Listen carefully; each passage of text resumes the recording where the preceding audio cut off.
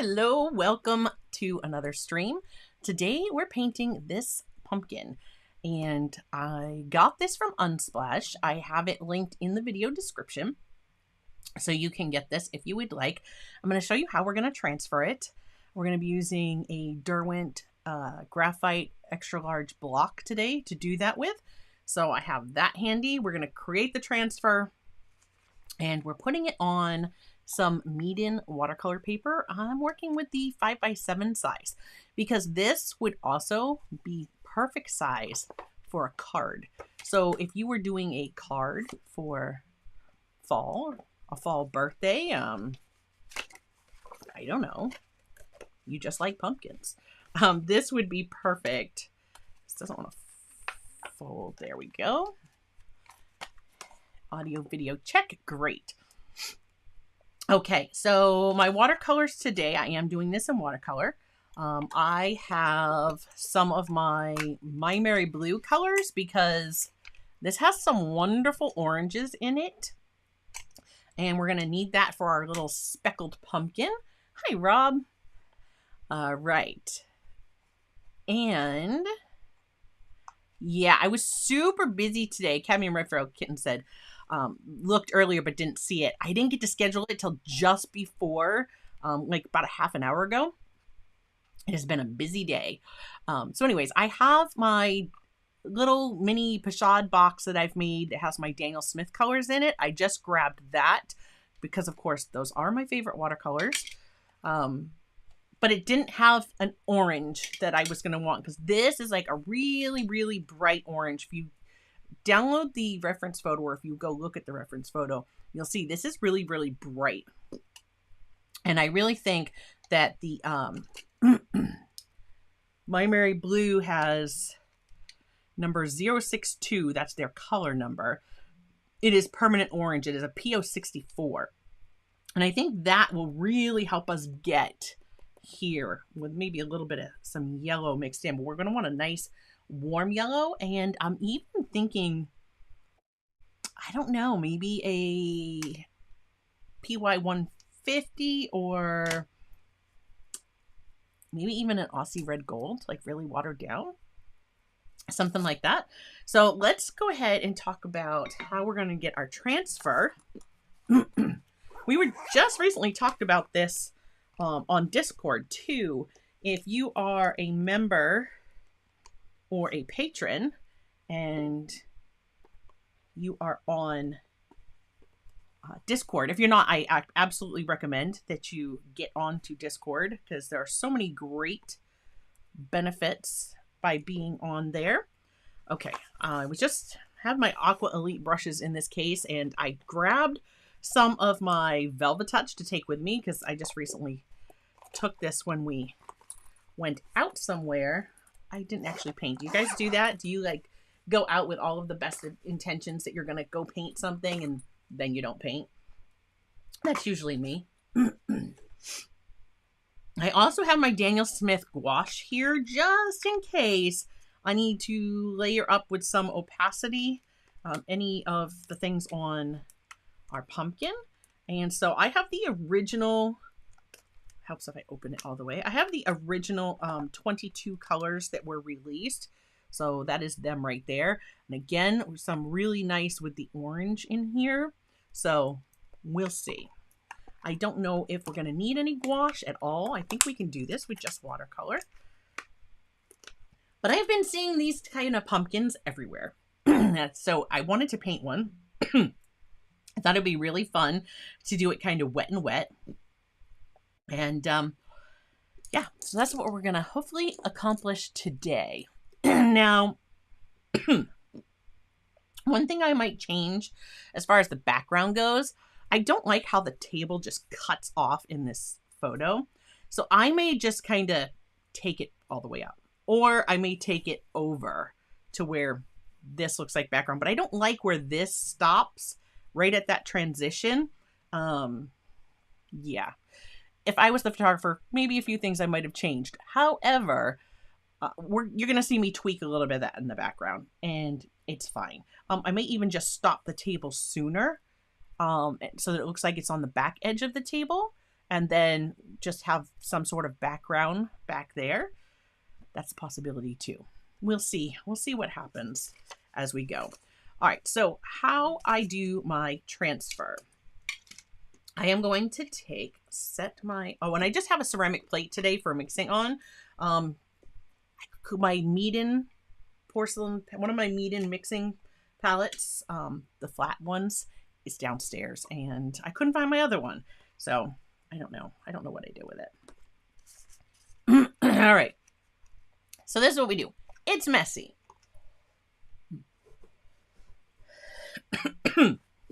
I take the graphite block. It is very, very messy.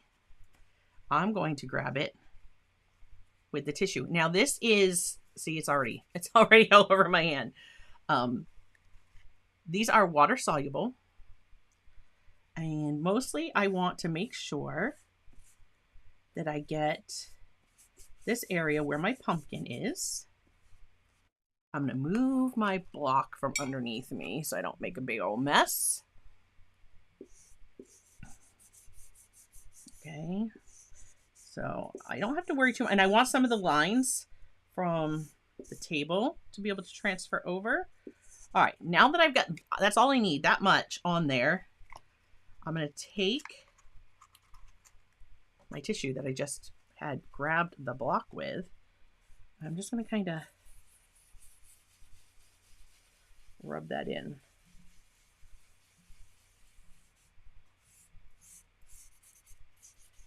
Because I don't want it to be real dusty. This can be pretty dusty. There we go. And now I have myself some transfer paper. Get rid of that because that's going to be a mess.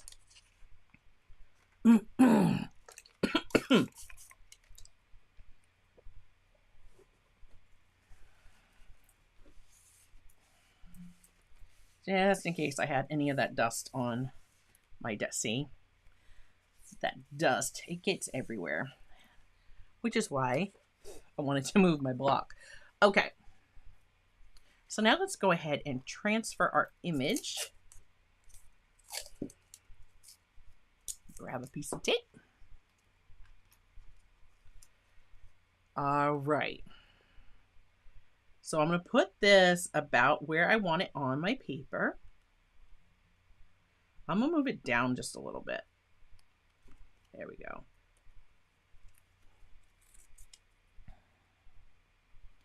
And I'm going to tape that to my block. I'm going to actually put a piece of tape on two sides so it can't shift.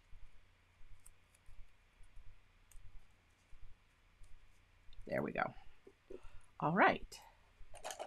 Let me grab a pencil and we're just going to transfer this. So first, I just want to check and make sure that I definitely have enough graphite on there. I do. Okay. Transfer this outline. I hope everybody's doing well. Is it starting to get cold where all of you are? I would say with the exception of Cadmium Red Feral Kitten, being in Australia, it's probably finally starting to warm up where she is.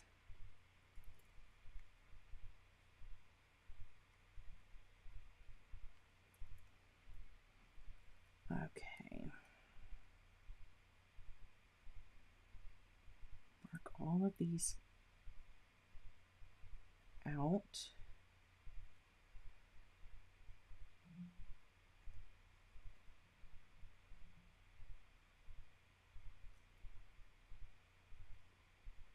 I want to get some of the twist in the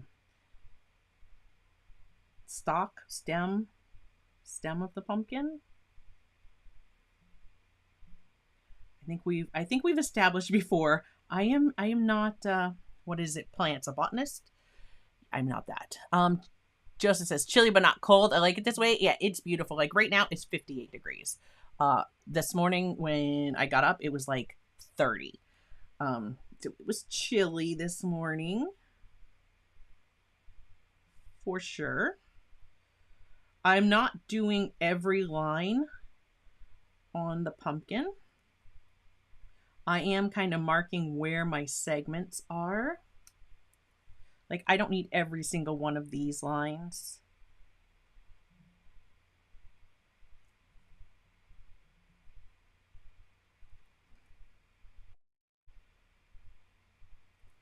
Oh, I don't want to forget this part. We can see a little bit of that reaching out back there. I'm also going to put in just a couple marks here that I want to follow.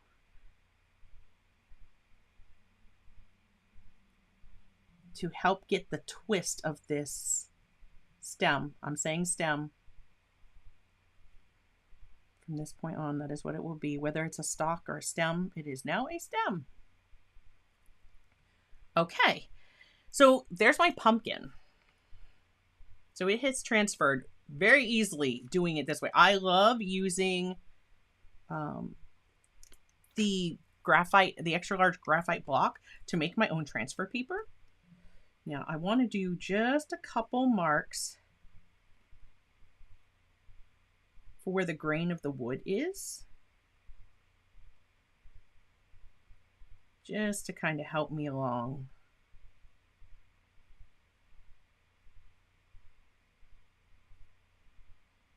And of course, is it going to show up? It is. All right, we're going to do the knot.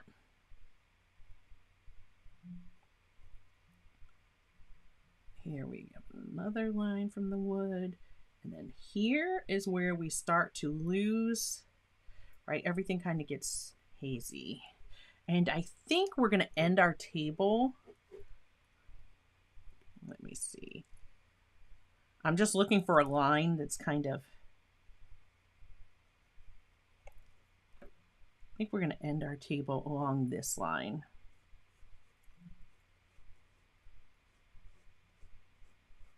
But we're just going to kind of let it be fuzzy and meet our background. That's where I'm going to stop. So I'm going to stop it right there. And by doing that too, we'll have our background. I don't know if I like it right where that pumpkin is though. I want my pumpkin to look like it's up off the table. So let's bring that down a little bit lower. Just move that line right there. That's fine. All right, and I have the knot. Let's kind of work that in because that's going to kind of help with the adding the character. And we also have we actually have some saw marks on our wood. On this board has a few saw marks on there. So I'm just kind of made note of that. Will it still show up as I paint through this? Maybe not. It could just completely disappear. We can look back at a reference photo, so I think it will be fine. I want to roughly mark some of these really darker areas. Just right here. We're going to lighten those up. Hopefully I have my needed eraser. We'll have some little spatters on there. This one is not so much because as it kind of moves away from us, right, they get thinner. This is the side that's closest to us. We see more of it. But here, because it's like in that space, we're not going to see as much.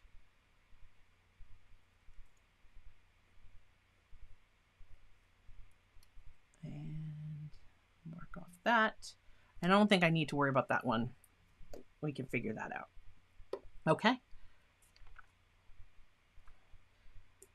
Need this line to get just a little bit darker.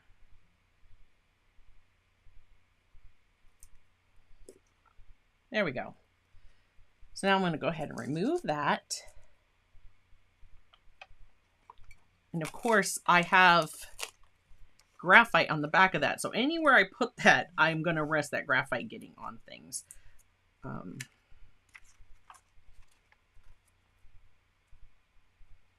actually going to just use that tape and tape it up in front of me.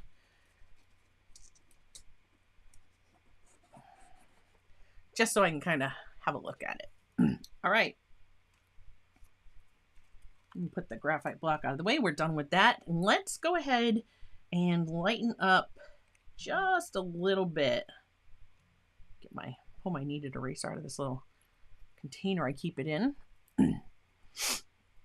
Oh, thank you. Tom and Soul says, love the nails, by the way.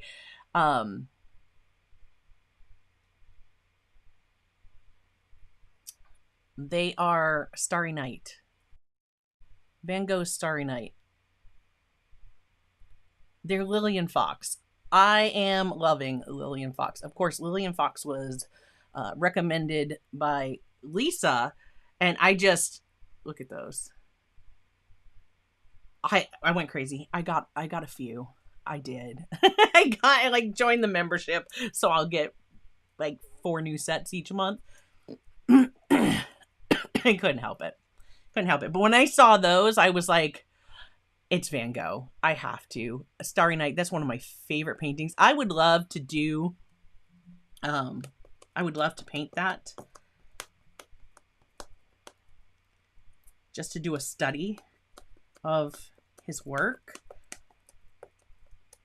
I think that would be so much fun. Okay. So we're going to do our pumpkin kind of wet and wet. So that we can get some of those oranges and greens mixing a little bit on their own, with hopefully without muddying them up too much.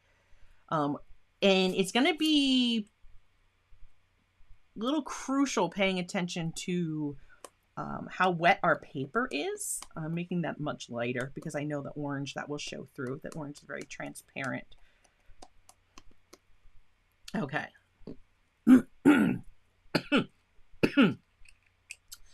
you, George. Okay. So today I have my size 10 round by Princeton Velvet Touch. And let's see, there's also a 6 long round, a 6 round, and a 4 sitting here on my desk. Will I use any of these littler ones? Maybe for some of the speckling, but other than that, probably not. Because honestly, this size 10 round is like my favorite. It quickly became my favorite brush. If you're here every week, you probably notice that's the one that I usually grab to paint with. Okay. All right. I think we're going to start by putting down I'm going to use some Titan Buff or Buff Titanium. Just depends on what brand you're painting with. It's PW6:1. And I think I'm going to use some of that for the white parts of my pumpkin.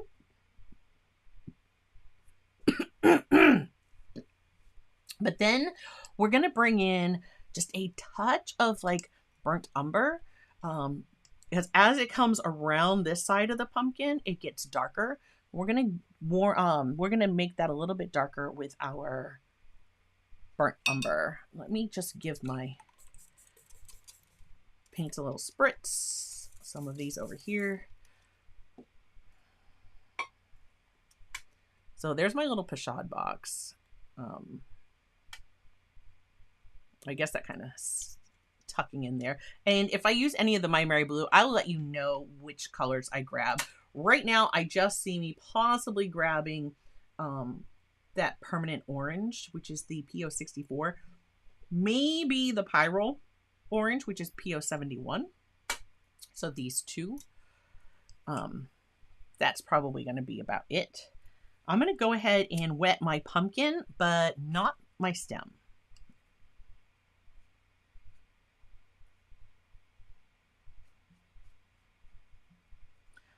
I have my sections back here too, but I'm just going to focus on this right now. Because really, those are mostly, they're very light. They're mostly going to be like the Buff Titanium with a bit of the maybe that permanent orange. But it's very light, right? Those are very light.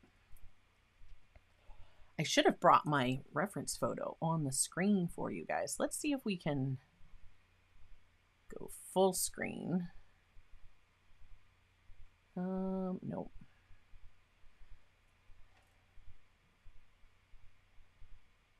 About that one.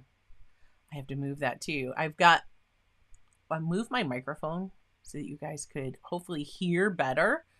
And apparently my camera is looking at it. Okay. I think good enough. Let's see if I can bring in. I apologize. I should have done this before. This is probably going to be really big, and then I'm going to have to shrink it down. So bear with me. Forgive me a moment. But I know some of you like to see the reference photo on the screen. So I'm going to bring that in. There. Like I said, it's going to be really big, and then I'm going to have to shrink it down. Or just make it disappear.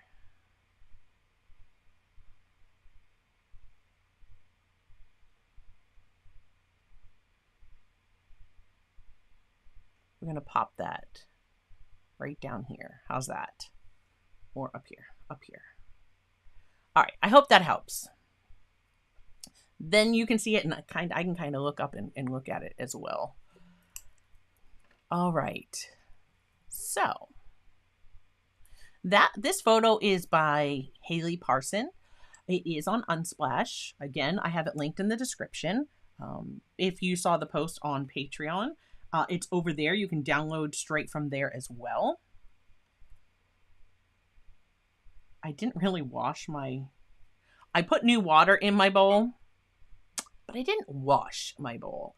So I just picked up some of the orange from last time that was dried onto the side. And that's fine, doesn't matter. So this week's painting was inspired by Dolphin Soul, who had messaged me on Discord and asked, did I have tutorials on a pumpkin? And I went and I looked. I was like, surely I must. And I went and I looked, and no, I don't. Like, I didn't really have. I had the scene where we did the wreath last year that was a paint along that was like Happy Fall. But I didn't actually have like just a pumpkin. And then I started thinking about it. I was like, I don't want to do just an orange one. How boring, right? just a plain old orange pumpkin.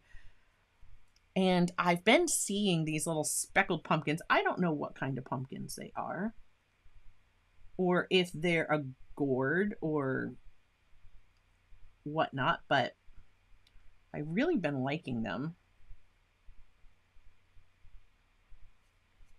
So I thought, let's paint a speckled pumpkin.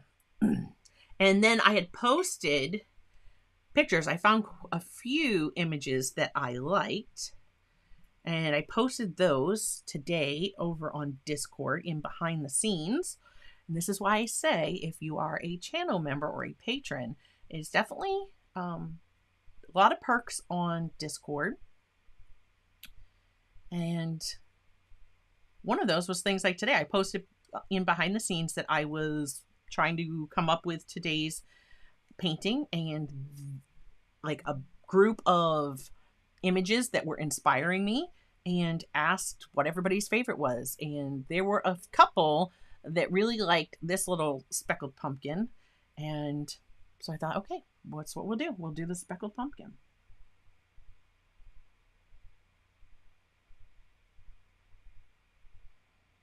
Remember, this is going to dry. It's going to dry lighter.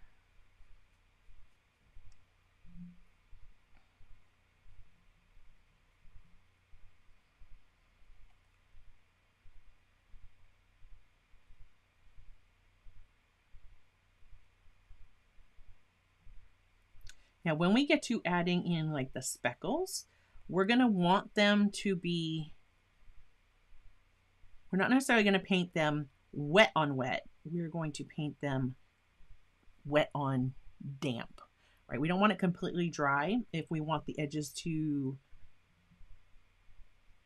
blend a little bit.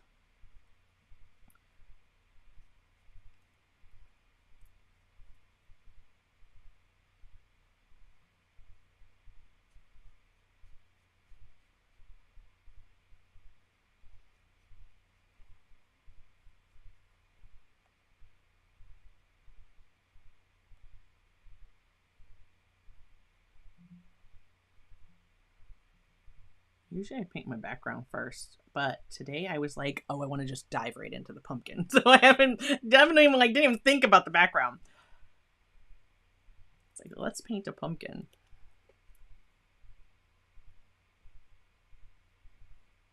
And I'm going to take just a touch of the umber.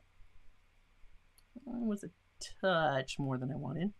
And see, for just as it starts to, we get the shadow where it starts to come around this side. Now let's warm that up just a touch with like some yellow ochre. There we go. There we go.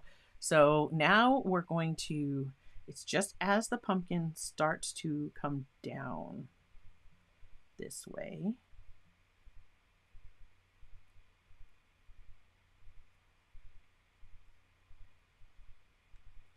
And over here, we have some, and these edges should soften anywhere where there's space. We do want to leave some little spots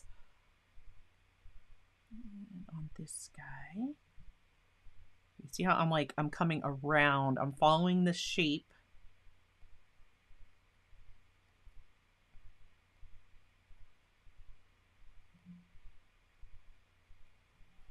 Where is my little, right here. I'm gonna take my little mister, and I just want to make sure that this stays wet as I'm working. So you may see me miss that a couple times. We have some lines that come around here.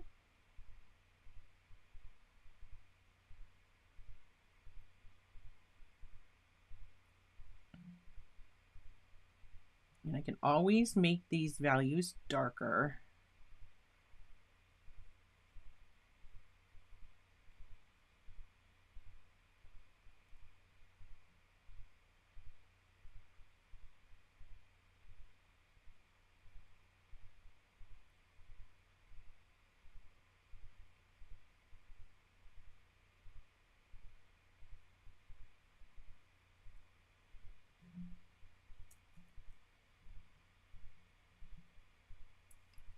Let's work on some of our orange, and this is going to be bold.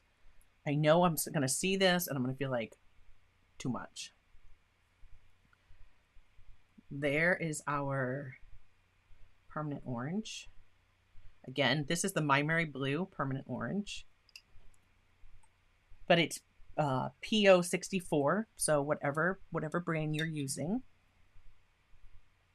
And let's grab some of our pyro orange, permanent orange, pyro orange. Look at that. This is a gorgeous fall orange.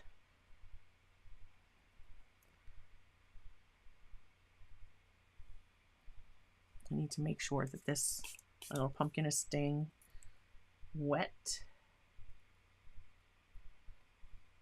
All right, and what else do we have in there? We actually have some greens.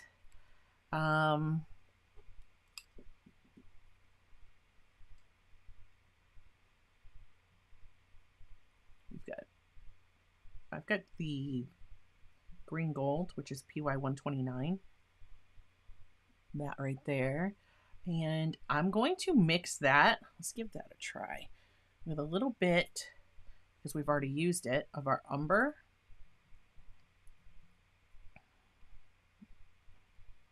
And I think it needs a little bit brighter green to it. Let me grab the, no, that's not, that's that same color.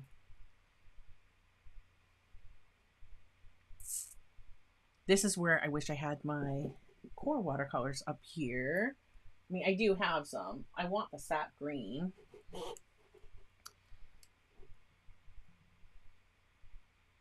All right, I've got Zoisite on this palette, so I'm just going with it. There's my nice dark green. All right, that's what it's going to be. I'm using Zoisite mixed with a little bit of this, and that's going to give me my darker green. Well, this is almost like similar to like a perline green. Okay, so we have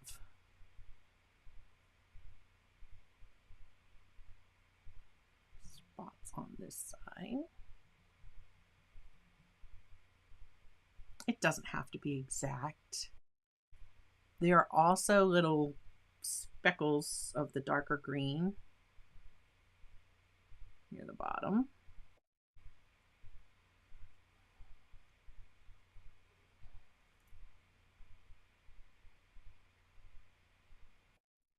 And see, this will spread out a little bit. This is where I say I want it damp, but not too wet, because if it's too wet, this is just going to bleed right out and it's going to spread a little bit too much. Thank you, Rob. I will get those in just a moment and announce everybody. Okay. Let's get some PY150. I'm going to start with some of that up in here. Yeah. Yeah, that is a nice bright yellow, like what I'm seeing when I look at my reference photo. I'm going to get this, forgetting I have graphite all over the back of that. But this has some really bright yellows up in the top parts. Right, and just here and there.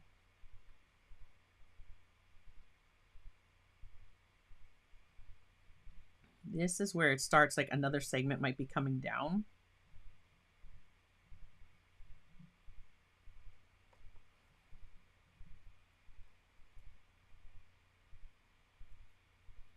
See how nice and bright this PY150. I don't even think it's showing up very well on my monitor. It's super bright. We're just going to put some of that in. Along that shape. Again, it doesn't have to be exact. And I don't need to go all the way down, because this is where it starts to get into the darker areas. There are some speckles. I'm just going to kind of let my brush bounce around.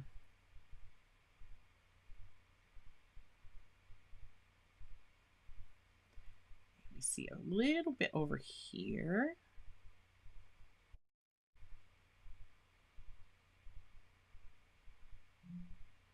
This gets more into the orange, so we're going to leave that be.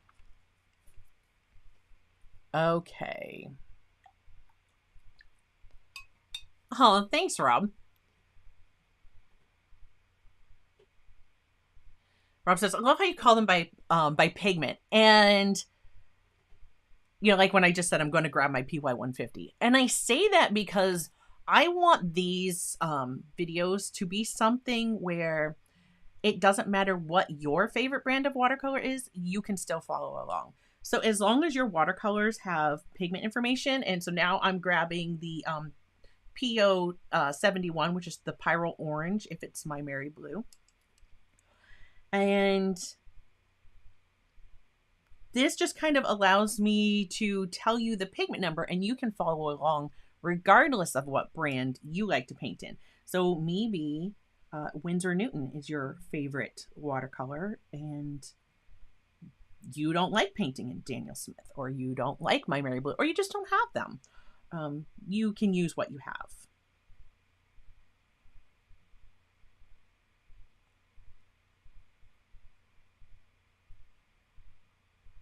And I know we just got some new memberships gifted. I am going to come back and go over those in just a moment. I just need to make sure that I work these areas wet and wet. So again, we don't have to be exact with our little spots. And where it has dried some, these will move less. as it starts to get down here, we get into this green. We have that orange on this line here. Comes down, and that gets right into that green as well.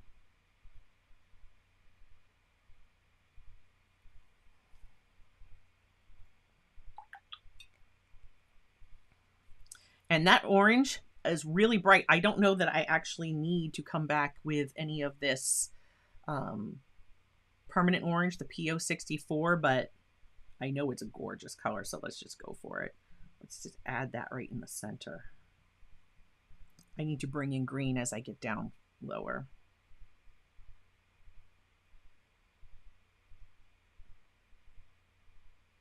Same here. Let's add some more. Right, why not? I'm going to want a nice thinned down light version. I'm going to take some of this PO71 and I'm going to bring it over here where I had my buff titanium, because I want it to be nice and soft when we do these back here, right? Like I want the orange to be there, but I want it to be like a tint of that. So I'm going to tint it with the buff titanium.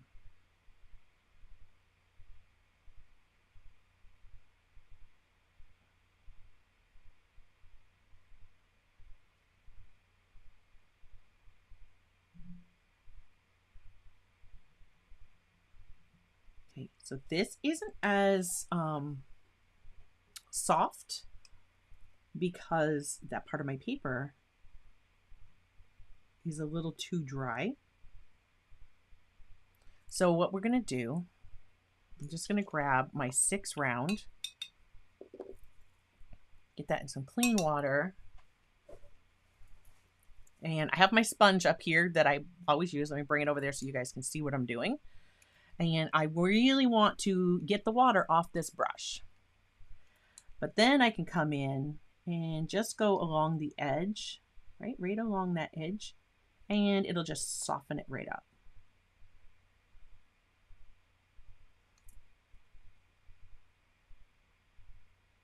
And then I don't have those hard lines anymore. But you definitely need to have just a damp brush. If I did not take most of the water out of that brush before I came over to my paper, I would have dropped too much water and I could have caused a bloom. And if this were darker watercolor, you would definitely see that. It would just really stick out. Just while I have this brush in my hand, I'm just going to bring in a little bit more of some of this lighter orange color. A few spots on our pumpkin.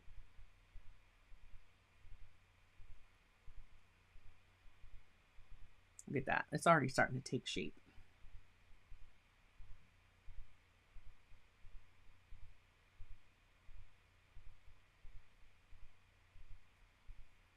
Again, I'm just in my water, clean water, really wiping that off.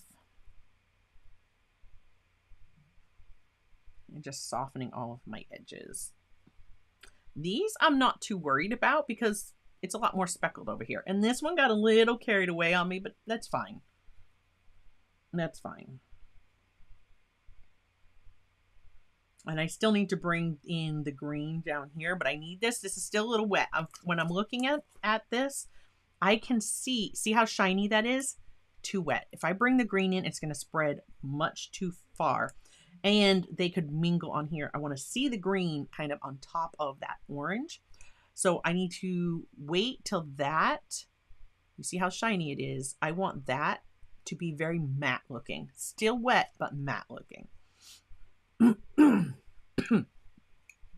Okay, so while I'm waiting on that, let's go ahead. Oh, yeah. Absolutely. Rob's is my favorite. My favorite is the multiple names for the same thing, right? So as when it comes to the paint and the colors, they can call them the manufacturers can call them any color they want. And the erasers, yeah, a rubber, an eraser, a putty rubber. Like I've heard them called so many things.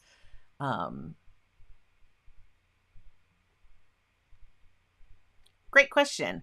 Rob says, have you ever used a piece of paper towel to soften an edge? Someone who does this wonderfully is Paul Clark. And if you ever watch him, he'll take and he'll just dampen, right? So I just took my tissue. It was just in that water. It's just damp. And then he'll just come through and just rub right along that edge and soften it up. And you can do that as well. Do I normally? No, most of the time I tend to use my brush the way I just showed you. But that is absolutely a technique that you can use. And I have used it from time to time. It certainly has its place, but I don't use it so often. Okay, let me see if okay, there we go. So we have new members. So welcome to the channel membership, everyone. I am just going through and popping them up here. If you see your name on the screen, or you were notified that you received a gifted membership, I absolutely encourage you to make sure that you have your YouTube account connected to Discord and join us over on the Discord server, because so many wonderful perks come from Discord. And with each tier that we have on channel memberships and Patreon, it opens up more channels on the Discord server. So I invite you to come on and join us. Okay. So now, if I show you, see how it's not so shiny anymore. It's not reflecting that light.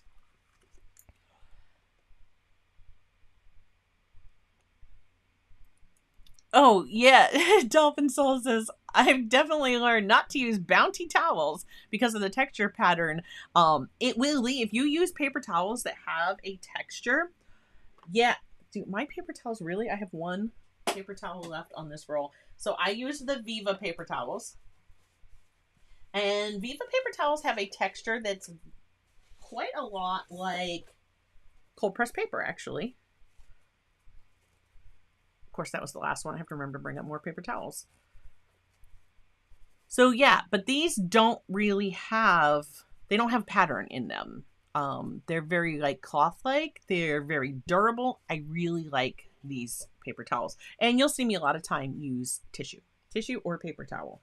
So yeah, but if you, like, if I had an area wet and I press down to lift, if that has a pattern in it, like your quilted, Bounty or whatever other, insert your brand of paper towels here, and you press and lift like that, you could absolutely leave the design that's in your paper towel in your painting. So yeah, there is that. All right, let's come over here. I'm just going to continue with this size 6 brush right now. And I'm going to grab some of our green.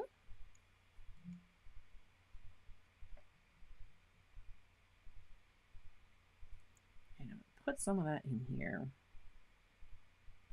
As it starts off just speckled here and there. And if I need it to be lighter, I can dab it up. Right, just put it on and then dab. I'm using my tissue right now.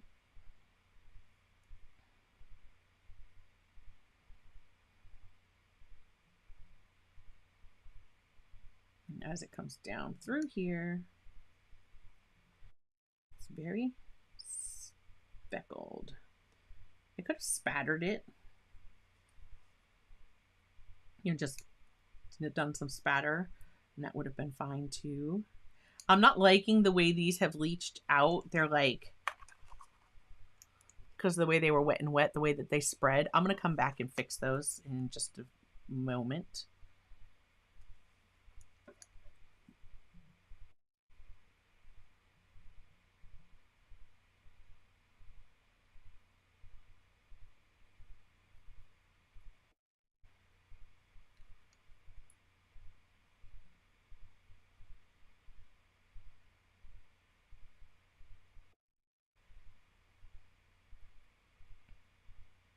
my goodness, I feel like I have to sneeze.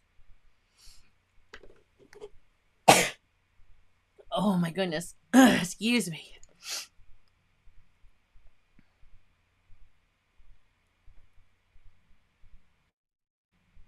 I just went back into more of the warmer green that I had.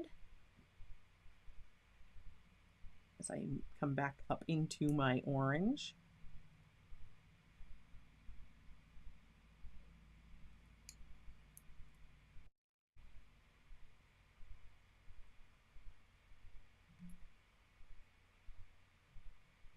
I'm just using very, very lightly. I'm kind of putting in that, like the line for that, like the crease in the pumpkin. You see how on the reference photo, it's there. And I don't want it real dark. It's not dark. If I just slightly go over that, not going to do too many strokes. I'll start to reactivate and lift the orange below it. Just like that. Oh, our pumpkin is starting to take shape.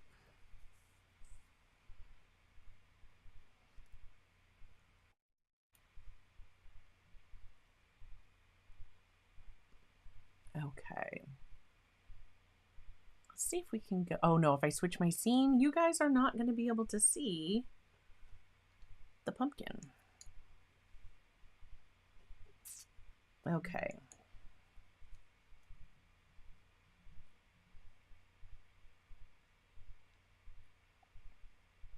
Just double checking chat.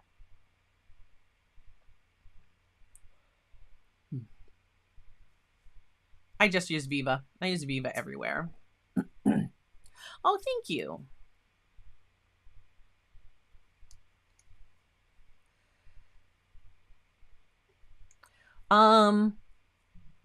I use just regular Kleenex. Make sure if you're using a tissue that it is not one of those tissues that has like the lotion in it. Yeah, no. You just want plain tissue. I just use plain Kleenex.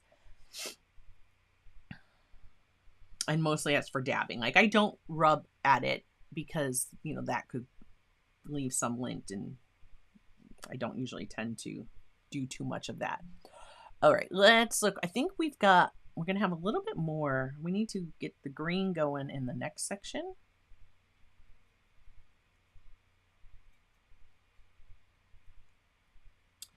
And that is about here.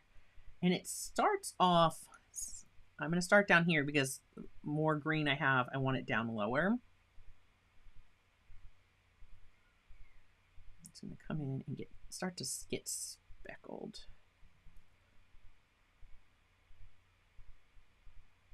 And whenever I'm painting, I'm thinking about, you know, the curve of that pumpkin.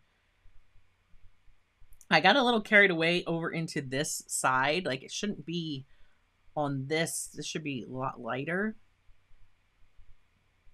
I can always grab the gouache and touch it up, and it'll work just fine.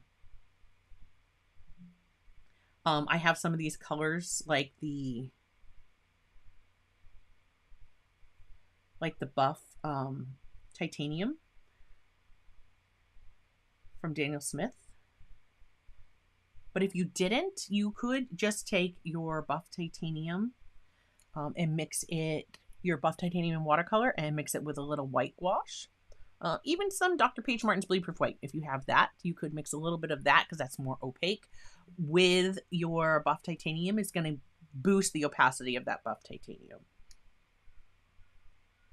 And this definitely has some darker, like I got a little carried away with the green there, but we're starting to get that shape. It's starting to work. So I'm going to come in with this here, and I'm going to quickly come back. I don't want that to be a hard line. It's not really on our reference photo. So again, clean brush. You see, I really dry that off. And then I'm just going to tap over and soften that edge. We need to bring some green back here.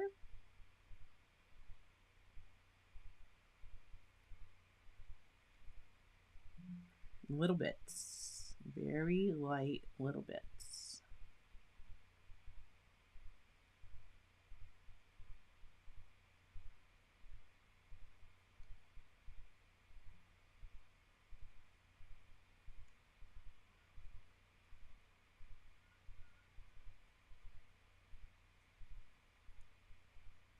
I'm barely putting any paint at all on my brush.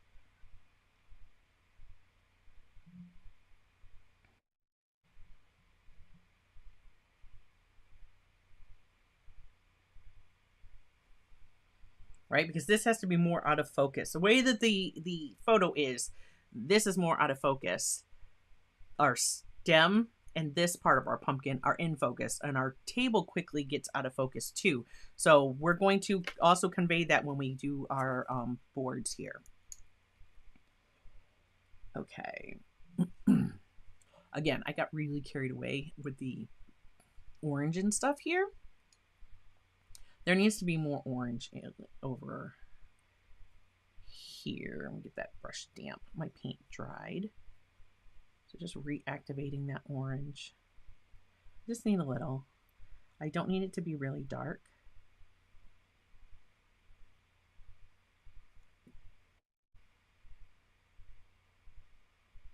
I want to make sure some of the white still shows through. When I paint I got a little beyond here, so when I paint the board, I'll try to clean that up.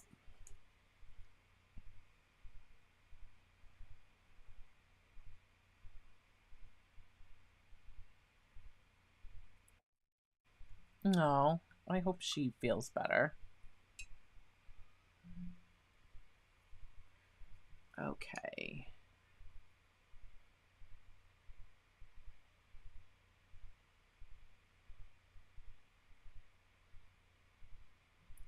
I'm just gonna speckle in some more. If we look at this, you see I hardly have any orange left on my palette right here.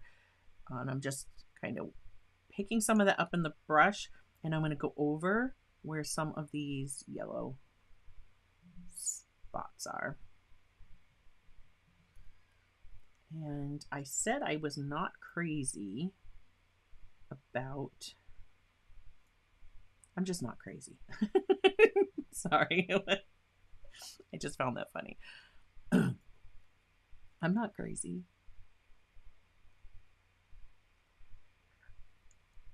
And then I lost my train of thought thinking about not being crazy. I'm going to come back and fix those spots that I didn't like right there. All right. So let's mix up some opaque buff titanium.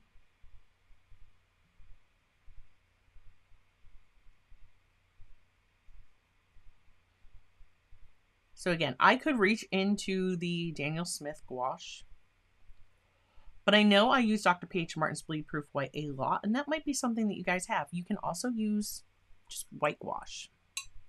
Thanks, Rob.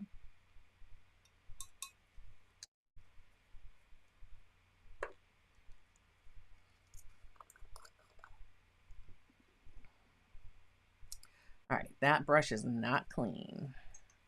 Make sure that that is clean before it goes into my Dr. P.H. Martin's. Okay, so this is just going to boost the opacity of my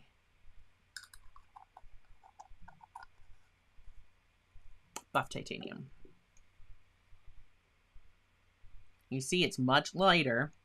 And while I have that lighter, let's bring in some more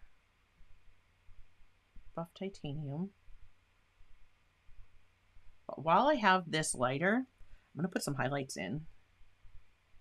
I feel like I've lost a little bit of that.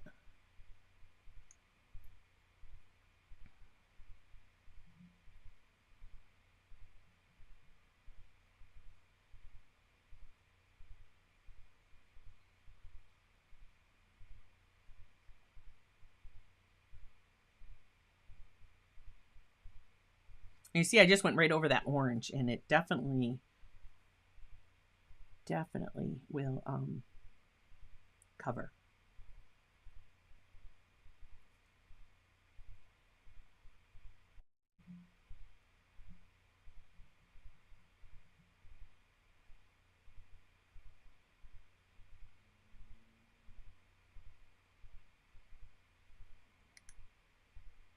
See? Now, you see how orange this was? Just so to show you.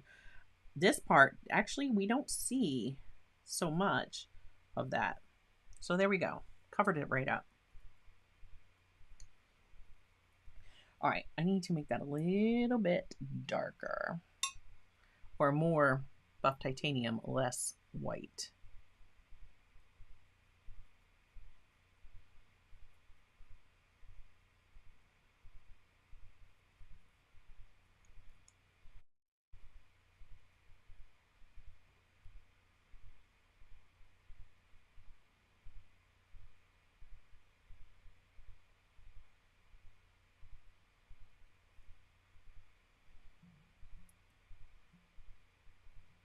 Very easy. It's not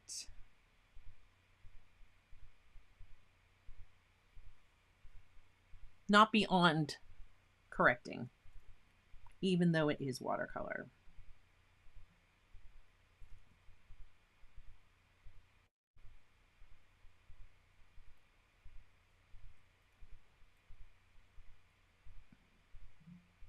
Just reeling in where I got a little carried away. Okay, I don't mind some, but our pumpkin actually doesn't have that many.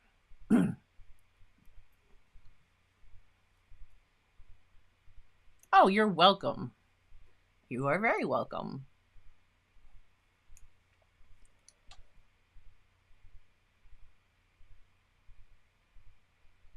Right? Because we know that our buff titanium is definitely an opaque color.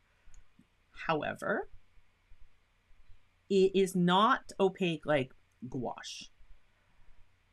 And I could have just grabbed my Daniel Smith buff titanium gouache.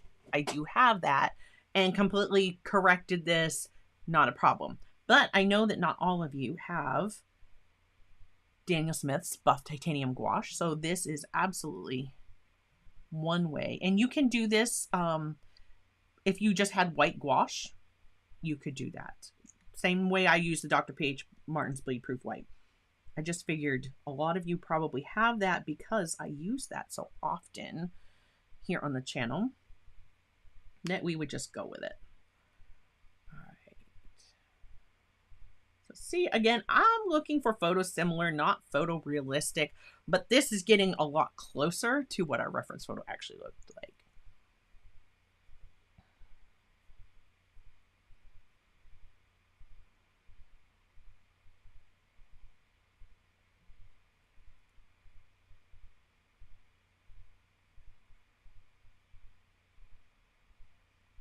Actually, this whole area doesn't really exist as orange on our pumpkin. That's more like it.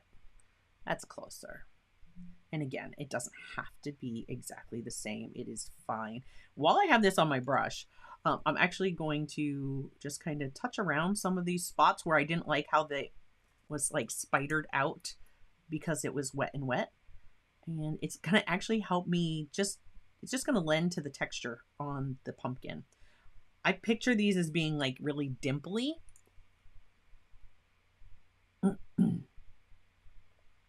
Right? Like the texture on the surface of it. And I think this is going to kind of help us get there. I also think we're not dark enough on this downward part.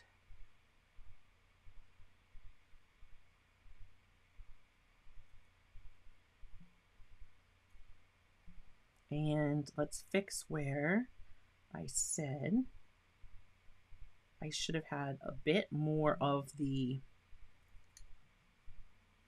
whiter part still showing.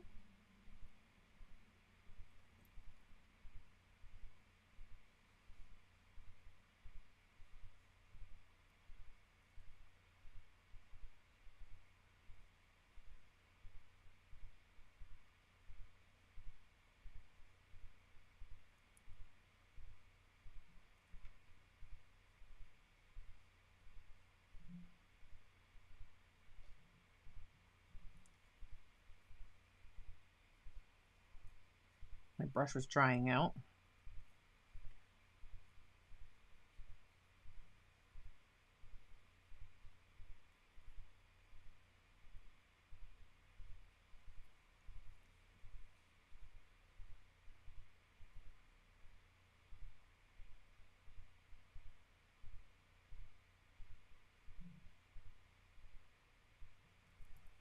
There we go. I'm liking our pumpkin already. Okay. This side is not as orange as I would like it to be. As I'm looking at the reference photo, like, I don't know. It's just not quite the orange I want. I'm just going to thin out some of this PO64, which is the permanent orange, so that I can see if we can glaze a little bit brighter orange in here. When it dried, it just wasn't looking as bright as I wanted it to be. I'm going to pop a little bit more of that in here as well.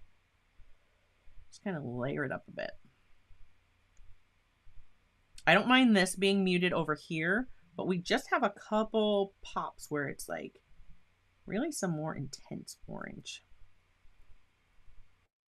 where it's here more in focus.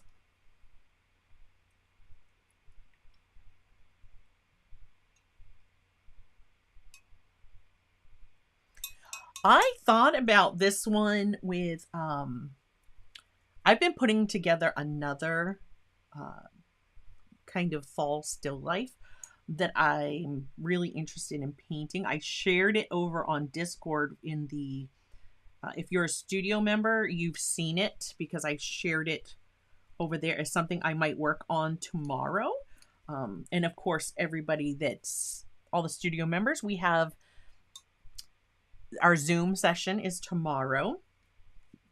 So I hope if you're a studio member, you're going to be able to join in for that. I'll be posting all the Zoom information to get on there in the morning or at some point before 2 o'clock. That happens from 2, usually goes from about between 2 to 5. I'm usually available for about 3 hours where you can pop on and hang out. You can hang out for the whole time. You can jump on the Zoom, intermittent. It's just we're in the studio hanging out, painting together. But I thought about doing that piece in like a mixed media. I could really see it like starting as watercolor and then kind of morphing. So something like this, but then morphing with either colored pencils or pastel pencils, something like that. Maybe even like, I don't know, oil pastels. I don't know. I'm really still thinking about that. So we'll see tomorrow what I'm going to play with there, but I'm really thinking about doing that, that painting. So we have 1, 2, we see a bit more orange in this one right here. I don't think we quite have enough orange in this spot yet.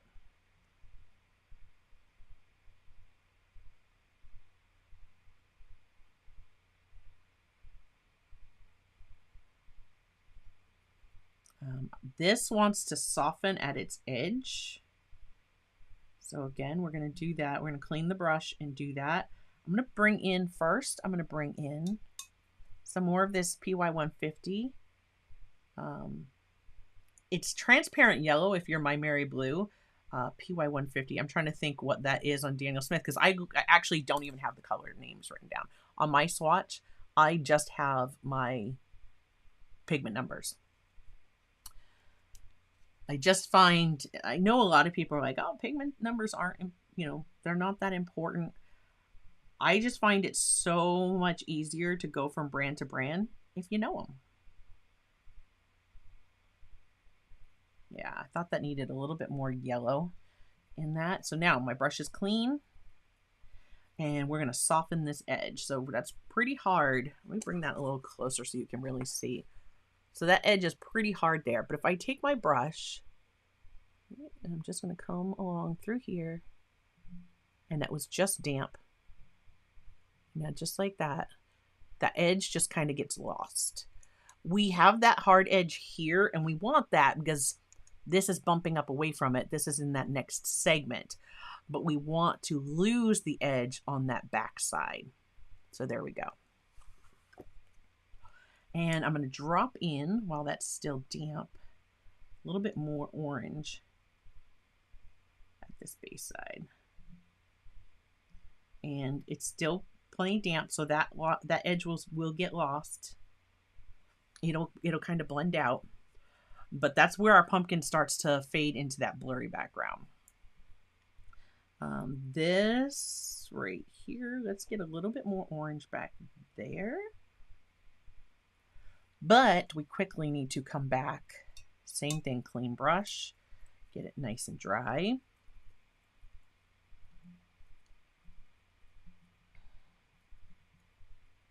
And I'm going to just kind of go over both edges. I want to lose both sides of that because that's in that background.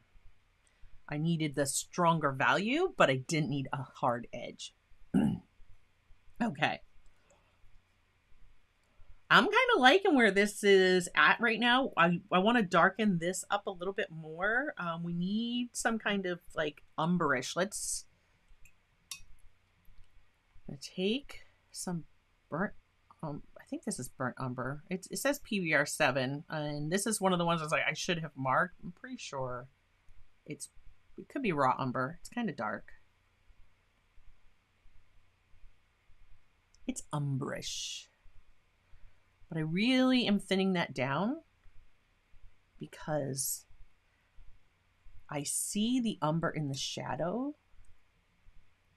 However, it's not a strong color, right? But we want to glaze in. And I'm not going to make too many strokes. I don't want to activate my orange.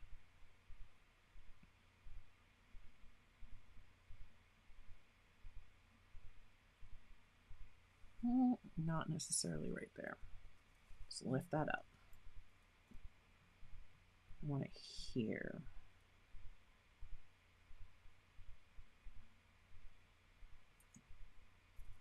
There we go.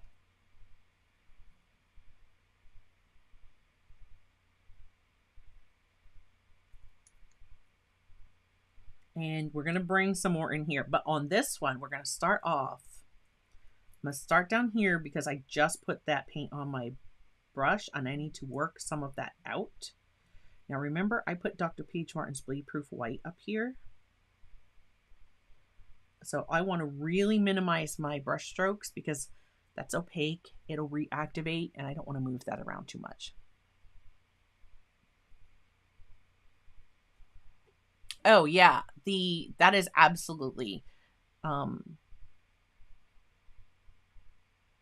Rob is talking about the Zoom. If you're a studio member, you get to come into the studio via Zoom every single month. So it's the third Friday of every month. And you definitely, that's the time if you need help with something, maybe there's a technique you've been trying and you just can't seem to get it, or you need help with anything, that is the time to hop on and ask, because you can turn your camera on your work and show me what you're doing. And I can sit here in the studio just like this and show you exactly how I would do it, or give you tips that would help you be able to master what you're doing. So I definitely would love to have some more folks come hang out with us every month on Zoom. And that is for studio members. You can also get that benefit as a creator member, but creator members are in the studio once every quarter. So once every 3 months. And those months are, the next one will be December. So it is March, June, September, and December for creator members. And remember, this is going to dry lighter. Again, I'm trying to follow the shape of my my pumpkin here. I don't necessarily need a lot up there. I just want a little bit more down here. Now we're really starting to get some form going. And we definitely need it through here, a little dark. So you see, it's just a little darker than I want. Just dab. And we're definitely going to get darker as we go.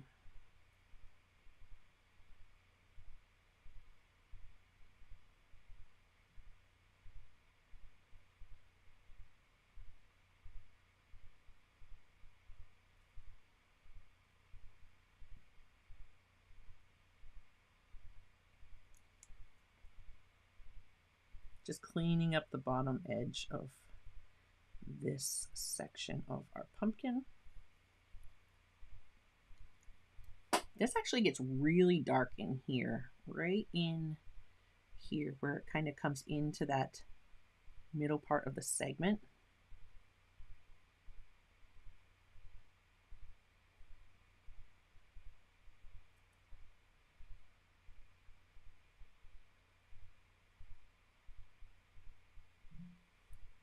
There we go. Okay. This is going to look much better once we get that stem on. So let's go there next. We want a really dark green, almost black. I'm going to turn this because I've got that Dr. P.H. Martin's in there, and that might come in handy. You're going to see me use that, I think, again, as we do some of the marks on our stem here, because I think that will really lend itself well to be able to come back on top and put some of that texture and highlights back in. And it is definitely a kind of buff titanium orangish color that we've got on our palette already right there. So that's what I'm going to use.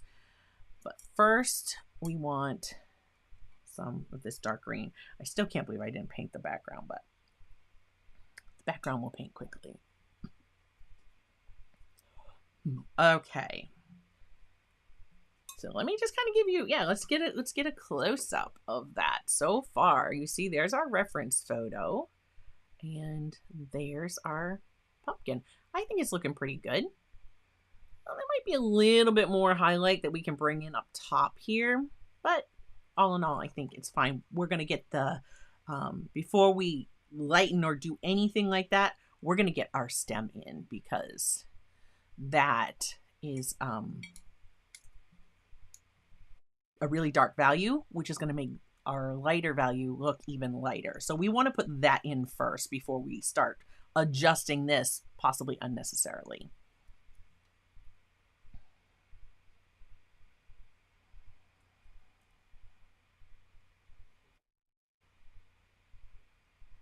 Oh, thank you, Rob.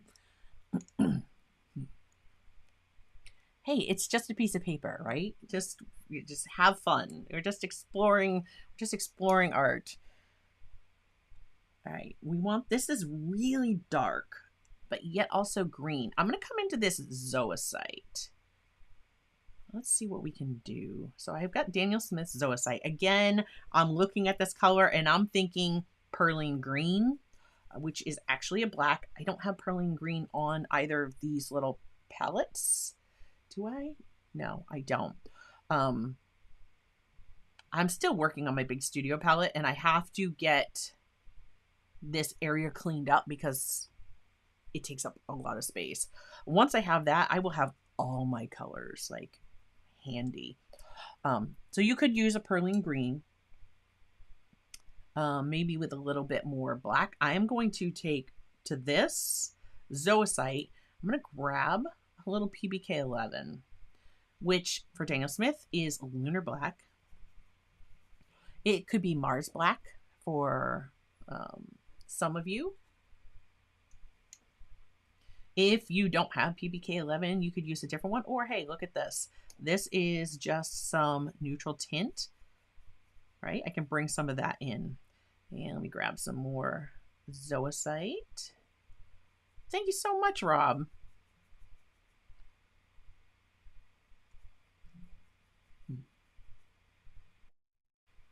There we go.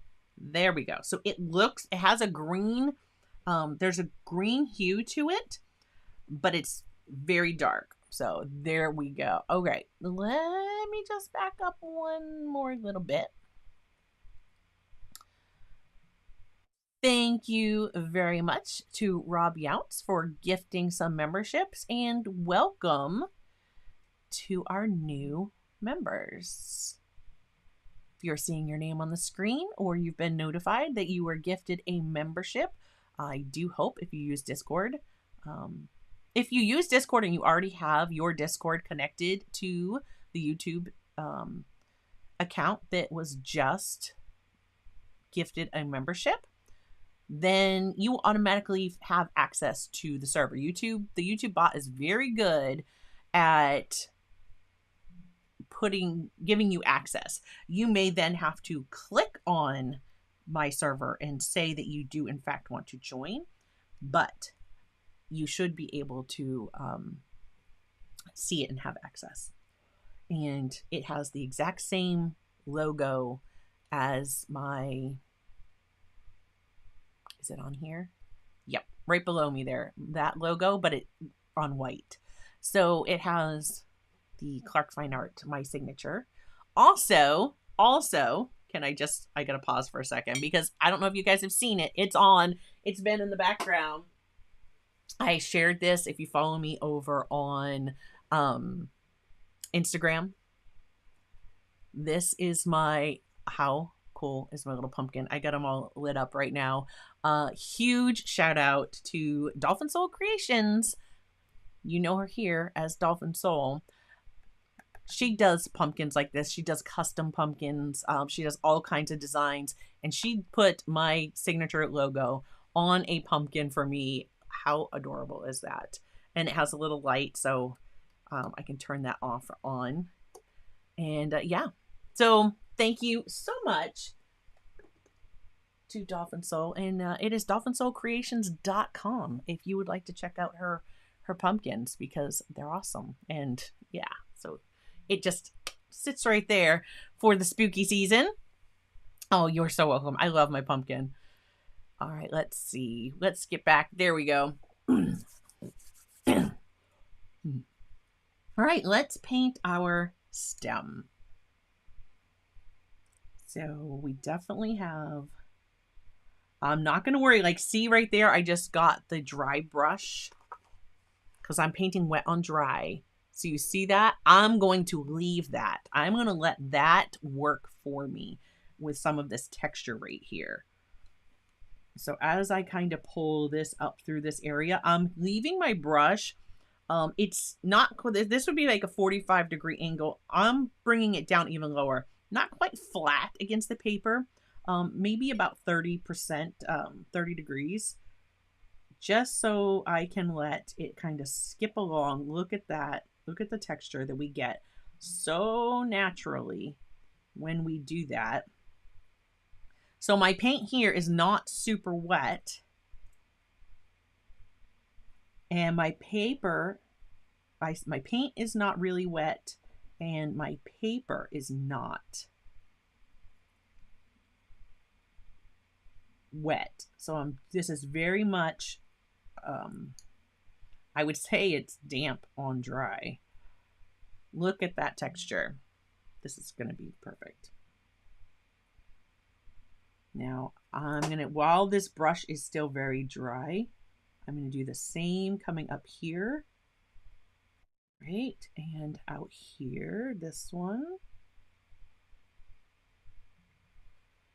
Because this definitely very much has like white speckles in it. So we're just going to kind of, I'm letting my hand be shaky and I'm letting my brush kind of skip around, because right here, I don't want to paint it around this way. So you see we have this marked out like this, but we don't want a line that paints that way. We just want to come right to where our stem is starting to come upwards, and we want to lift, but we want to leave, right? Some of this is very much white, or kind of that buff color, a little bit of orange in it. This, we have some dark on the side. We have some dark on this side. But this is raised up off our pumpkin. So we're putting our darks on each edge. Right? And we're going to leave that highlight up top and lift it off. Same goes here because it's going to come right up into this. And this kind of comes up like that. There we go.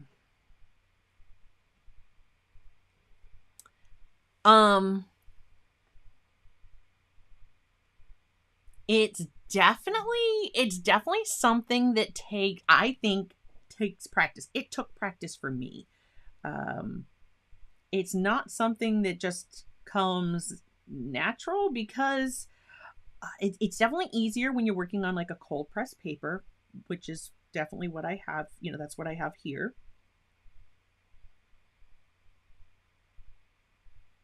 That comes out a bit. So again, we don't have to be perfect on this either. Photo similar, not photorealistic is perfectly okay. I think sometimes we stress out with being too perfect for our reference photo. And then we kind of start to become a slave to our reference photo.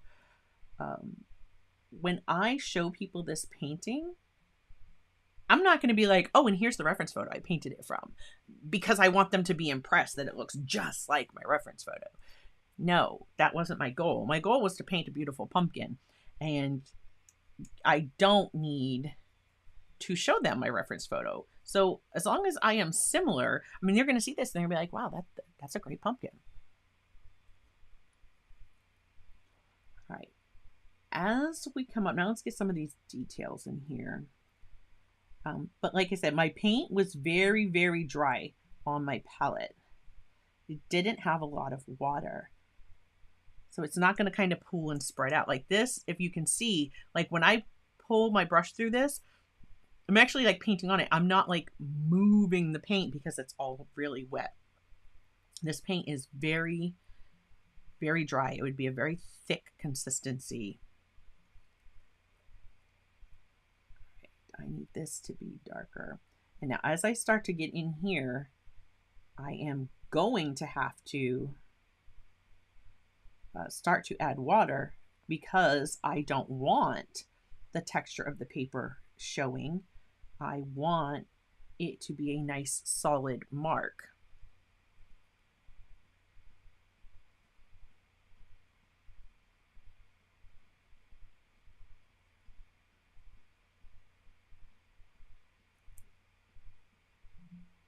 And certainly a lot of dry brushing techniques come with the surface of your paper and just having the belly of the brush skip across the top of that tooth.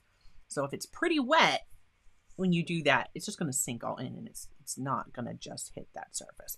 And a lot of it is you got to go quickly unless everything is really, really dry. Like this, everything was really, really dry. So it was easy for me to get that texture.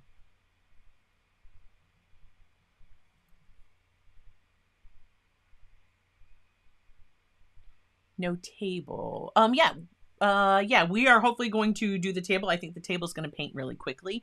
That's why I'm still focusing on the pumpkin.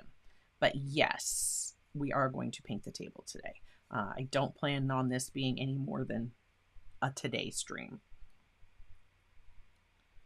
Okay, so now my paint, see what I mean? Now when I move that, see my paint is much more wet. When I pull my brush over, I'm actually like, that paint is pooling, where before it was very, very dry. All right, we're going to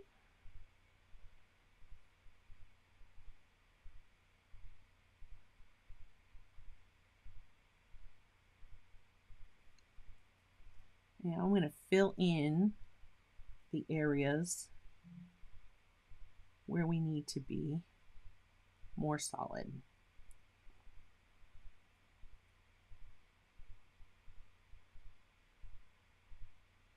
See how I just barely touch it and it will just fill all the tooth of my paper.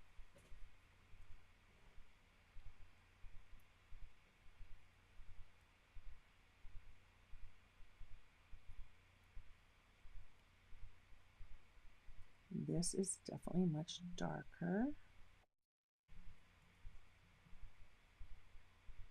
Do some negative painting to leave that highlight there.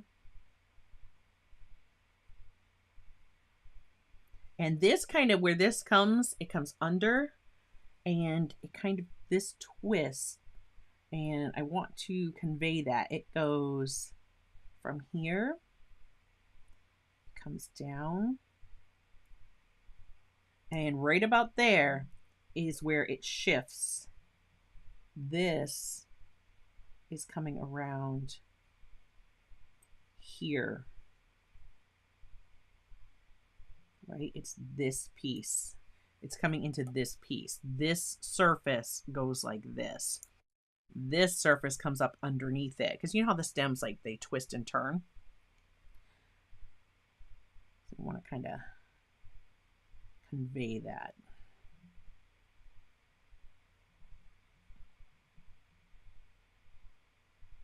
This gets much darker.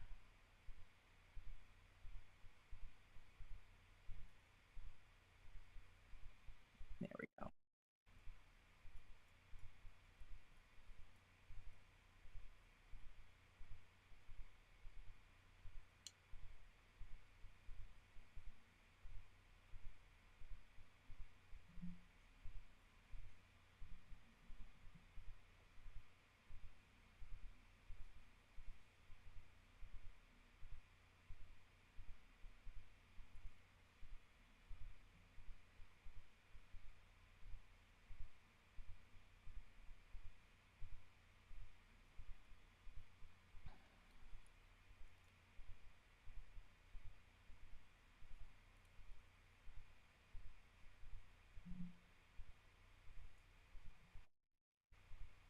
Kind of getting around there. I think I just got lost in concentration.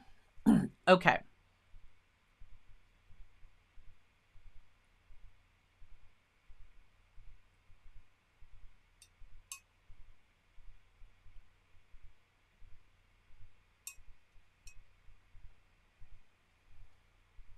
Now see okay, so here's why I didn't do that. As Rob said, I would have started with the buff titanium and then went over it with the darker pigment. This is much more transparent. This is much more opaque. And remember I said I was going to reactivate and use this up here because I wanted the orange. We've got orange reflecting up into this space. So I'm going to use this, which is very much opaque. So by doing that, this can go over top. But if I had that opaque color underneath, as I pulled that green through it, it is going to, I think opaque colors reactivate so easily, and it would have pulled some of that up in, and it would have really affected that green. So I'm going to kind of paint it in reverse.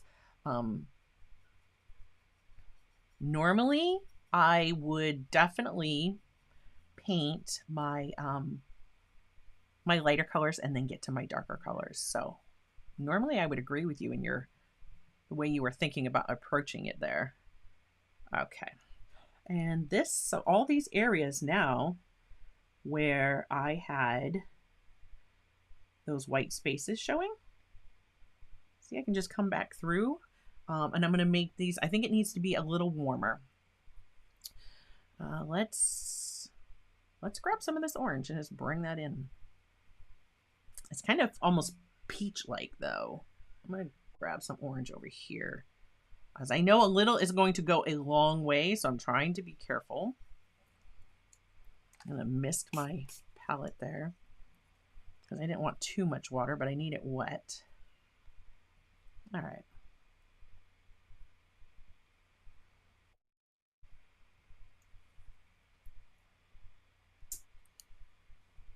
All right. I am going to bring some of this up through here. Right now, I'm just looking at where I have some of those white spots. and the speckles that we have in our reference photo.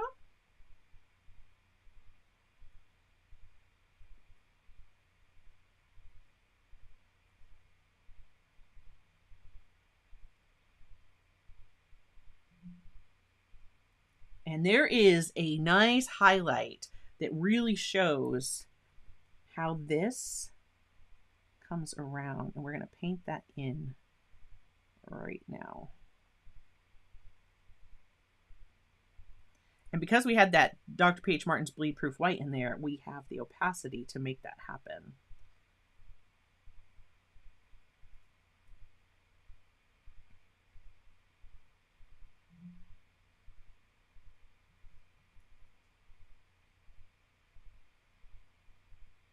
This area through here actually gets a little muddy with the green.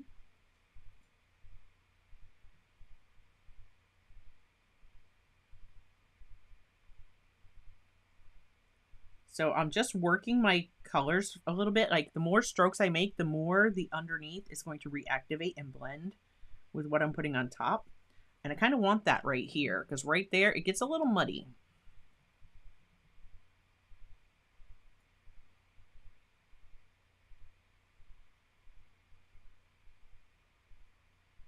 And I'm just remembering I have that muddy because my brush mixed those.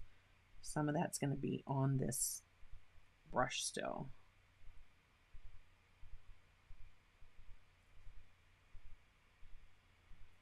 We actually have a highlight that kind of pulls down through. There's too much light showing here. But we do have highlight comes around that way. This actually does get more white. Underneath here has a little bit of the color in it.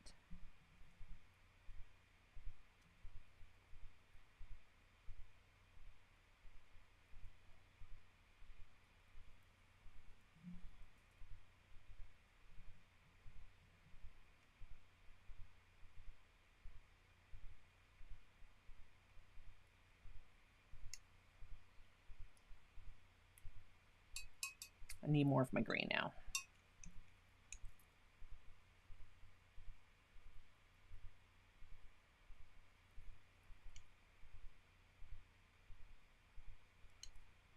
I don't think that's dry enough yet.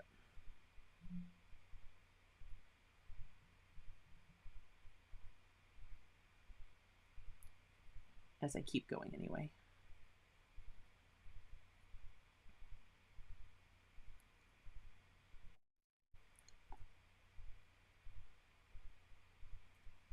There we go.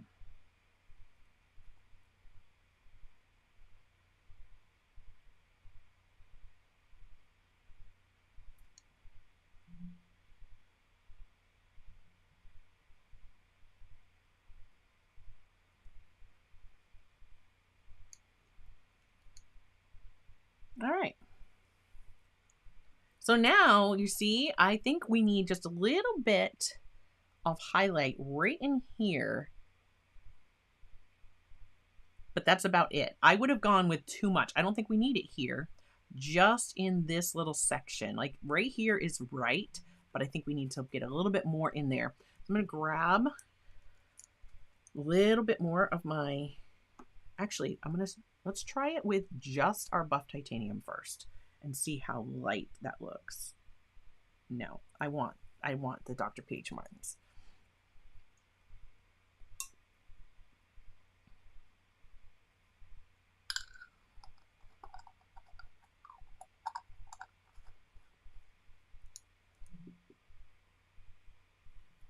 That's going to be pretty bright.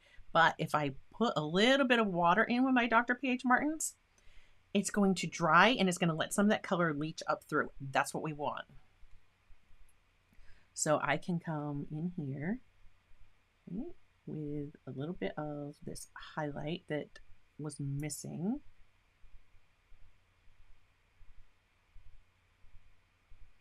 It's going to start to come around. But because this was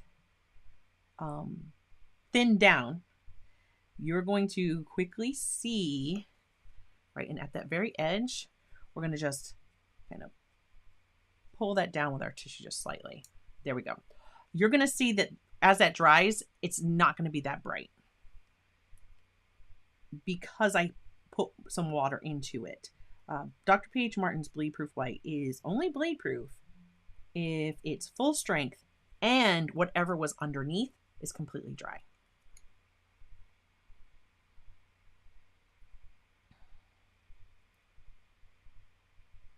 Did you ask that question before I just grabbed just the P.H. Martins to do this rub?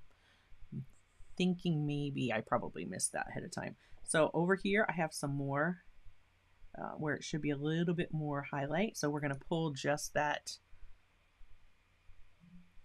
Dr. P.H. Martins, just the bleed proof white in. Again, has a little bit of water to it. So it's not going to be stark white because this is not by any means stark white, but you see how we have those highlights there. I love it. Hey, Shanna. You guys have heard me. My painting buddy. Caution artist at play. Wildflower said is bleed proof. It's like gouache. It is like a gouache. It's like a thin gouache that it's a thin gouache and it's very opaque when it's thin. Like if you thinned regular gouache to this consistency, I think it would lose a lot of its opacity. But the Dr. P.H. Martin's bleed proof white, it's very much like gouache, but it's really thin. That's the best way. Anybody else who has used it, like you want to weigh in, that's the best way I can describe it. All right, we got a little bit of highlight back here, but not a lot. Just a little bit of this needs to come through a little bit brighter on our surface.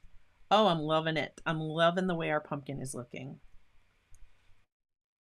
I hope you guys give this one a try. And if you do, please share it and tag me. I would love to see your work. If you are a member and you are on Discord, absolutely post it there in finished artwork because I would definitely love to see that. I hope you will give this one a try. Okay. So there's our pumpkin. I think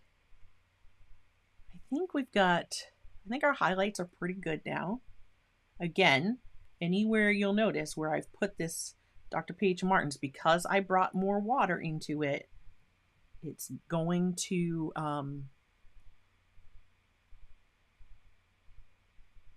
it's not going to be stark white. It's going to let a little bit of that color come through.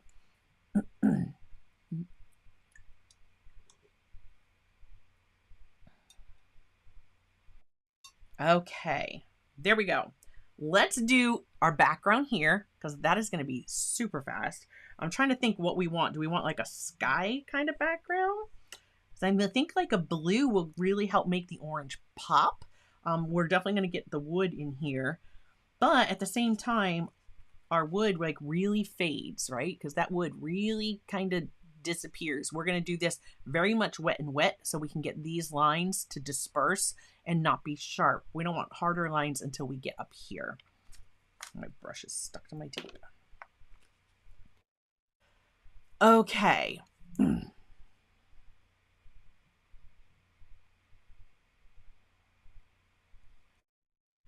It's like fine art whiteout. Yeah, that's one way of thinking about it, right? All right. I'm going to get my size 10 round. I'm going to turn this around so that I can, like, is our table's made of wood. Not that you can't have a wood table in your house, but I'm thinking, hey, it's made of wood. Maybe it's outside.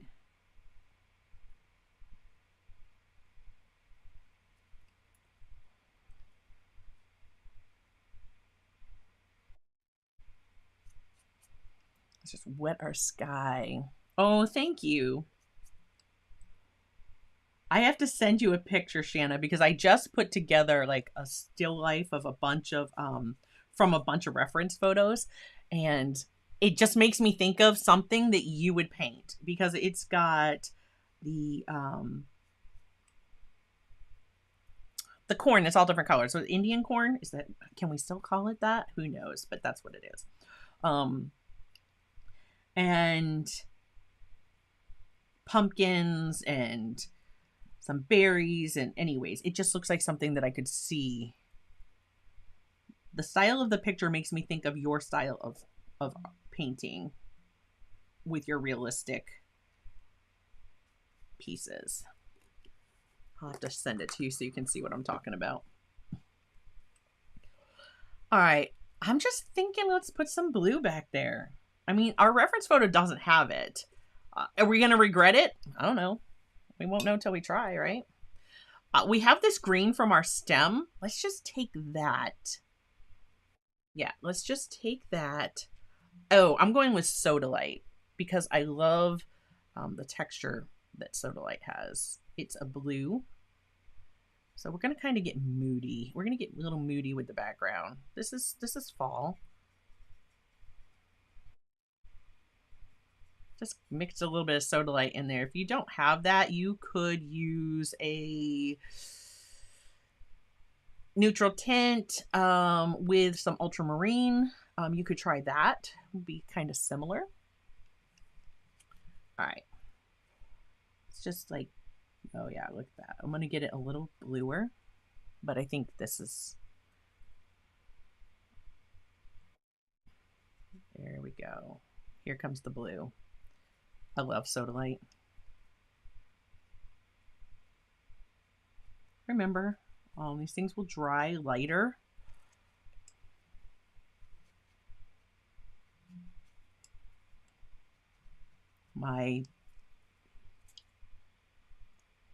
No, I am not going to miss that. I was going to miss it, and I thought, no, because if I missed it, I will reactivate my stem, and I don't want to do that.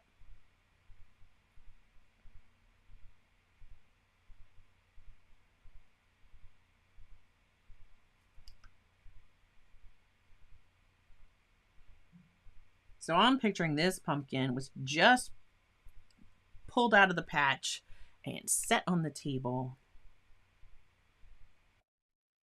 And it's a brisk fall day.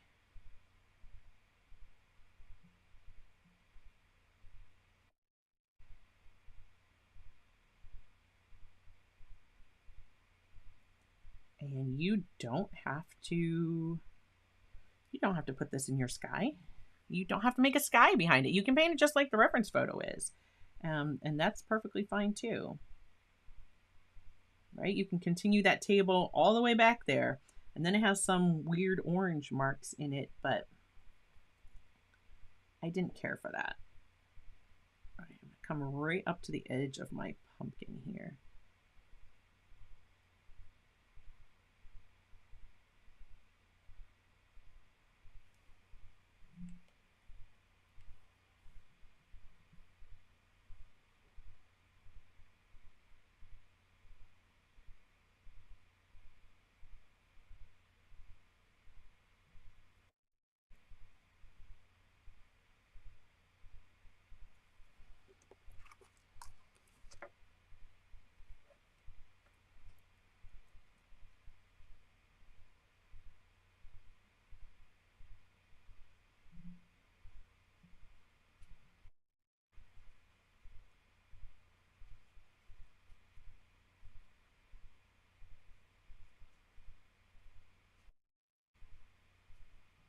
Just messing with this a little bit.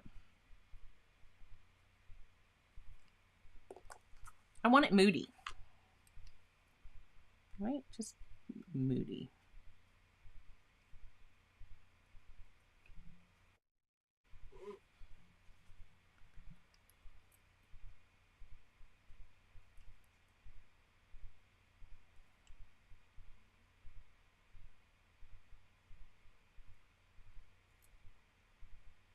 How's that? You know that I'll just want to keep overworking it instead of just letting it go. Let it be. There we go. We're just going to go with that. All right.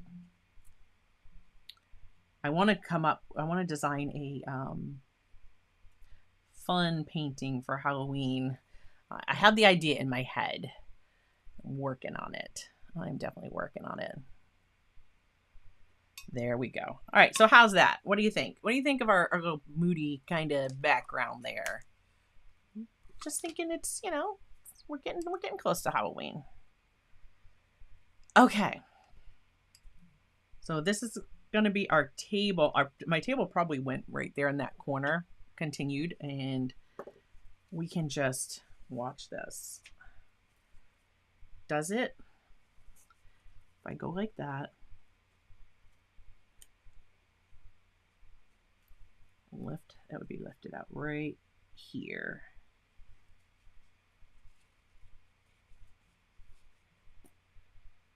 But remember, our table is going to kind of fade right into our background. So it's fine. There we go. Good enough. Let's wet our table and let's get our table painted. This should not take too long to paint our table. So again, I'm going to wet right up to my pumpkin. I want it to be wet and wet, especially for, and I'm starting to wet it down here because I'm going to want this to be the most wet.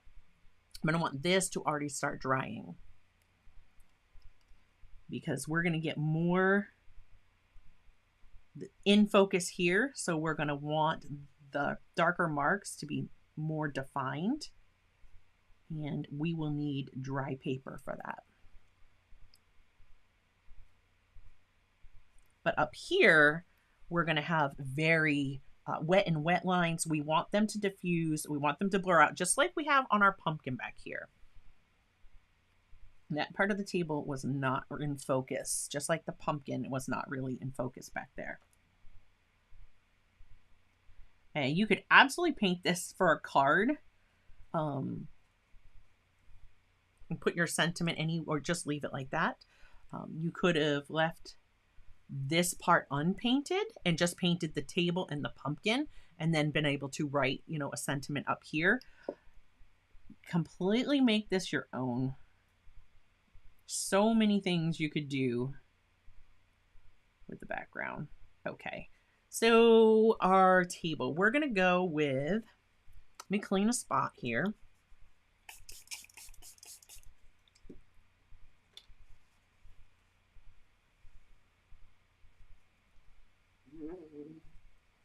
Yeah, I knew I wanted my background to be more like, and I used blue in there. It doesn't look very blue. It looks kind of grayish. But there was blue in there. Look how much our orange and our pumpkin has popped forward. Okay, I'm going with my same umber that I was using in here. We're going to paint some wood, and we kind of want this to be almost gray back there. Let's grab some of our, I've got PBK 11 here. You see that right there? That's almost the color of our table. Let's just leave that really thin down. It might be better. Well, it's a table. It's wood. It's going to have some texture. Let's just put this back here. See what we get. Remember, it will dry lighter.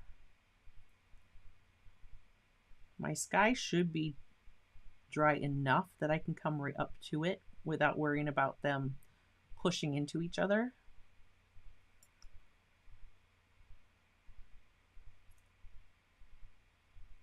Oh yeah, that's going to give us some texture because of course PBK 11 is very granulating. You could use a black that's not so granulating, like a like PBK 7 carbon black in My Merry Blue. You could use that. This needs to be really lighter back here. Again, it's going to dry lighter. We're going to lift a little bit of that out. We're already getting some texture from the PBK 11.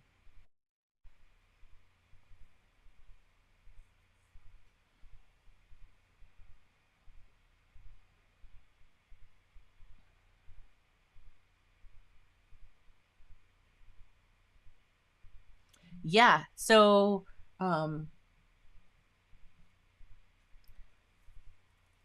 Dolphin Soul. you could absolutely, you could even just make the table go all the way. Just all the way, like, so that it's like a table, and just do this light color all the way up. And it would just look like it's a pumpkin sitting on a table, and the table gets blurry as it goes. You could absolutely do that. I'm going to put in this now back here. That's mostly the color I see. Up here, this is going to become my lightest value. And my paper very much dried as I was working.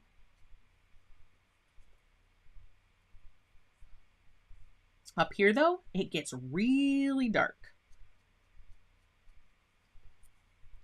So this isn't even close. Why am I even wasting my time on that part? Yeah, I don't know, because I wanted to. All right, are you ready? We gotta really get this dark. Let's get some lines in here first. So I'm gonna take some more of that PBK 11 and some of this umber, and there we go. You know what? Let's just mix those together. Let's just mix those together. Again, this is still very, very light, very much watered down. And we're just going to pull some lines. These are going to disperse.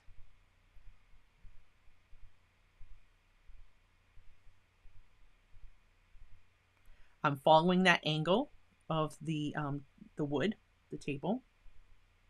This is a bit too wet still. You see how much it's moving? So I'm going to kind of keep them spaced apart.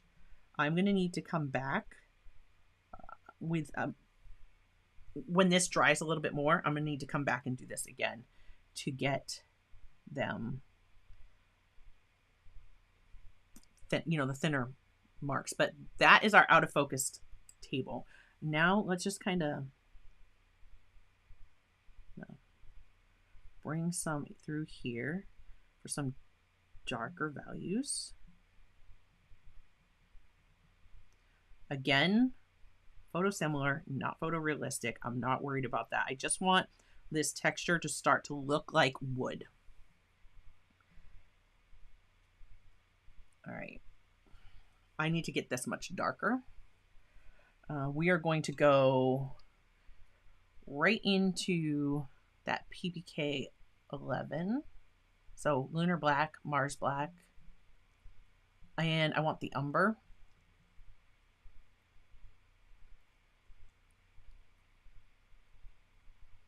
Right, it's wood. I want it to be a brown, but a very, very dark brown.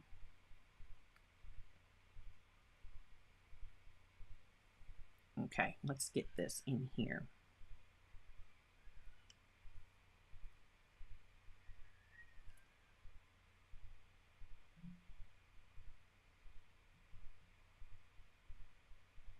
And we're really going to make that pumpkin pop.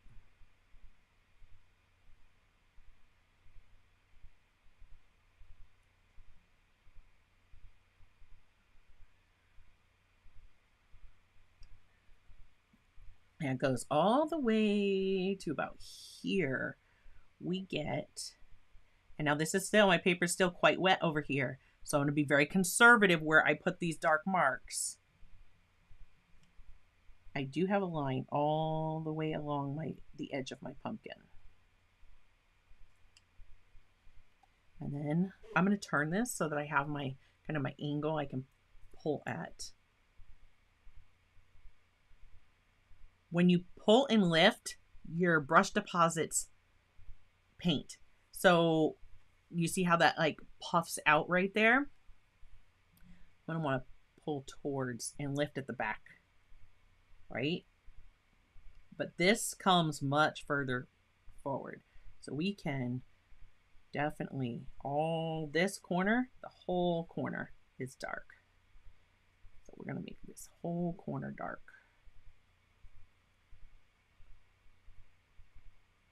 Now my brush is drying out. I can't really dry brush this because the paper's still too wet.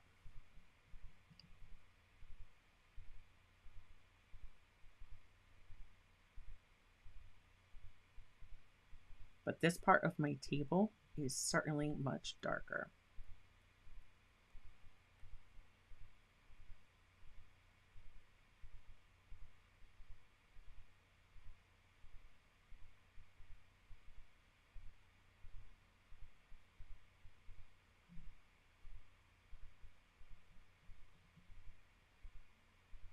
Same with here.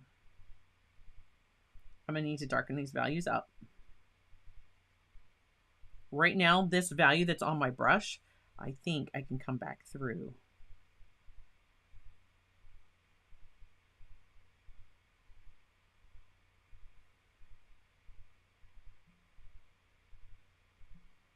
Hopefully this is still wet enough that it will soften. Just give it a little dab. There we go.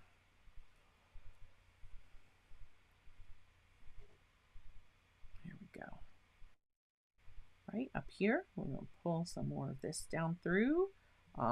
My paper is starting to dry, so I'm not getting as soft of a blend. I'm just going to dab that with a little bit of tissue so it's not too dark. But here we have a dark mark. This is where one of the boards, right? That's in between the two boards there. And this gets darker.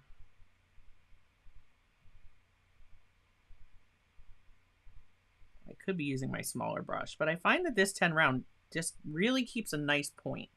Now see, that's all I'm going to do for that wood that's back there on the table because it's very much out of focus. So we're going to leave that alone. Pull this a little bit darker. It's still out of focus. Mix this is a little bit wetter over here. I'm just going to mix in with that.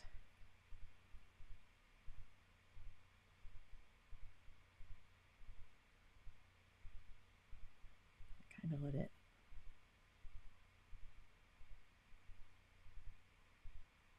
I'm just going with this on the side, the belly of the brush.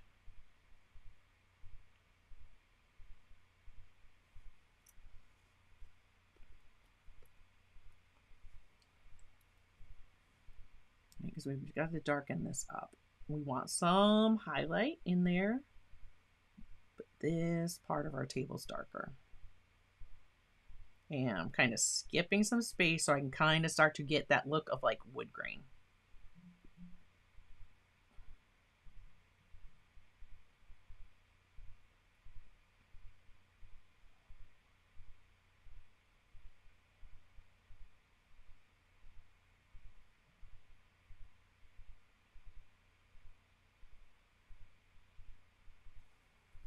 There we go. It's already starting to look like it's wood.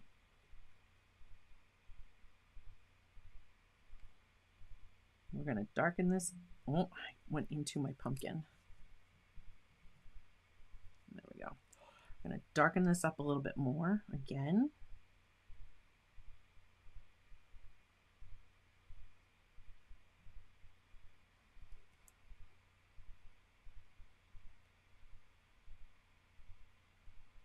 Okay, and now I want to give this a quick dry with the hair dryer so that I can come back and put some of my more detail lines, and this one is done.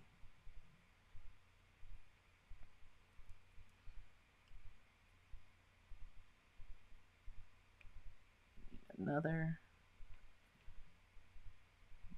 dark line, like we have another board here.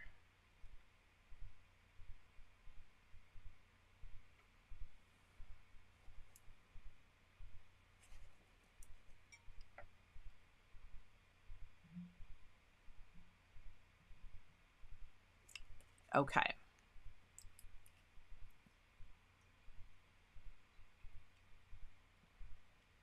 All right, I am going to check the chat as I dry this, and I'm going to mute you to save your ears.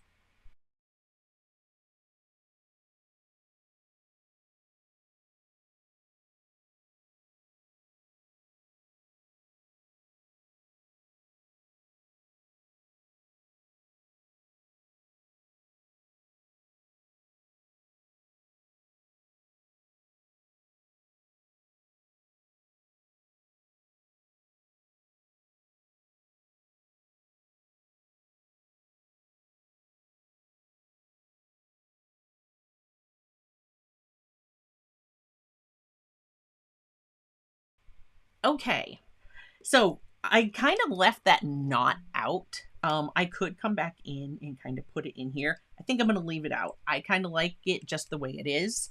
Um, and again, remember, we're photo similar, right? Not photorealistic. So don't be a slave to that reference photo. Mixing up my nice dark value. So again, that was my lunar black, my PBK 11, and my umber, which was PBR 7. I think it's, I don't know if that's burnt umber or umber. I think it's burnt umber. Okay, let's get us some more darks in here and kind of just pull out. Right, we're just going to put in a little bit more of the darks that we're missing.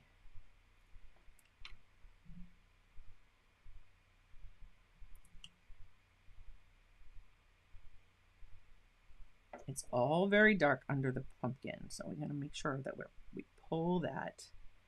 And now my paper is not wet, so any of these lines are not going to disperse. They're just going to stay.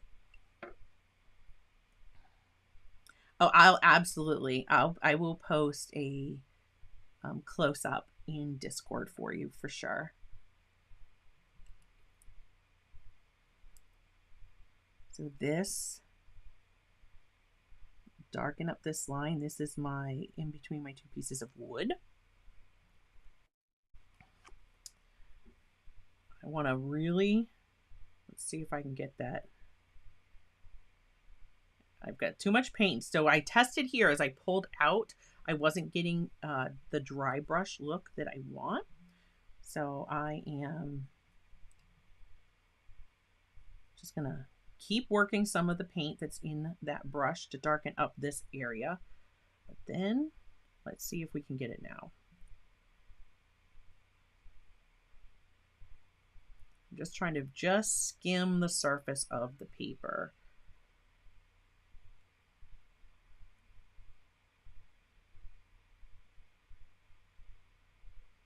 Dabbing with the very tip of my brush. There's hardly any paint left on this brush right now. I'm really liking the way that wood is starting to look. Okay, so I'm going to pull this out. And of course, the paint that's on my palette is starting to dry. So the water's evaporating. So now I have drier paint.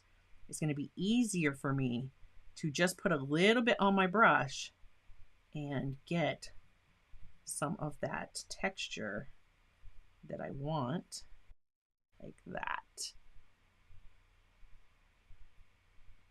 Let's get a little bit more up here.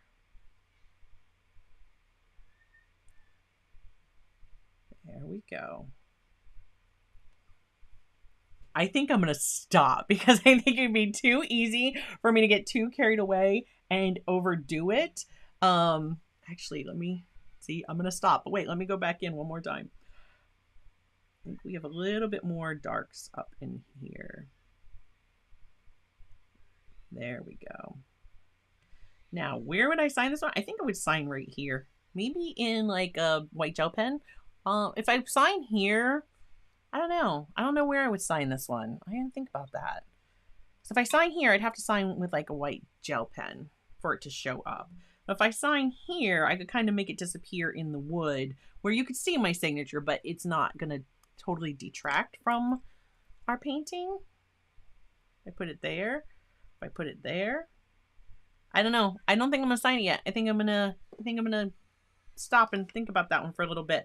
So there was our reference photo. There's our painting. I love it. I like how changing the background. I'm not disappointed in that. I hope that you guys are going to give this one a shot and don't be intimidated by that wood. It's not that difficult to paint. Our speckly pumpkin, are these cool? I love these. I'm like, I need to get one of these for outside, for at the house. I hope you guys enjoyed that. I hope you really enjoyed that one. Let's see. I'm like, where am I? Can't even, I'm looking for my There we go. If you did, please do hit that thumbs up button if you enjoyed it.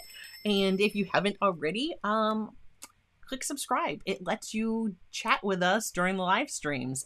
That is the perk for being a subscriber. And thank you very much to all patrons and members. Again, I will see all of the community members and above for chat tomorrow morning, but I will see studio members live on Zoom tomorrow afternoon. Look at that. I'm loving the way that came out. I love it. Yeah, I really like the way that came out. I hope you've enjoyed this one. And moderators, Joseph and Tara, both have channels here. Joseph streams every Tuesday now at 3 p.m. Eastern time, same as me. I moderate in his chat, so I hope you'll come by and say hello next Tuesday. And he'll be finishing up fall painting that he's working on. And yeah, yo, Carissa, thank you. Dolphin Soul, thank you so much for the inspiration for this. And thank you to everybody over on Discord, all the members who requested this. I know Rob was one that said this was the one he really wanted to see. I'm so glad that I did that. Thanks very much for popping your opinions in. All right. Yeah, I think that's everything. So until next time, my friends, I'm going to pop another video up right about there that you might like to watch next. If you do this one, please tag me. Let me know. If you're a member, post it over on Discord. I will post a picture of this after the stream. And yeah, till next time, keep creating. I'll see you in a video real soon. Bye, guys.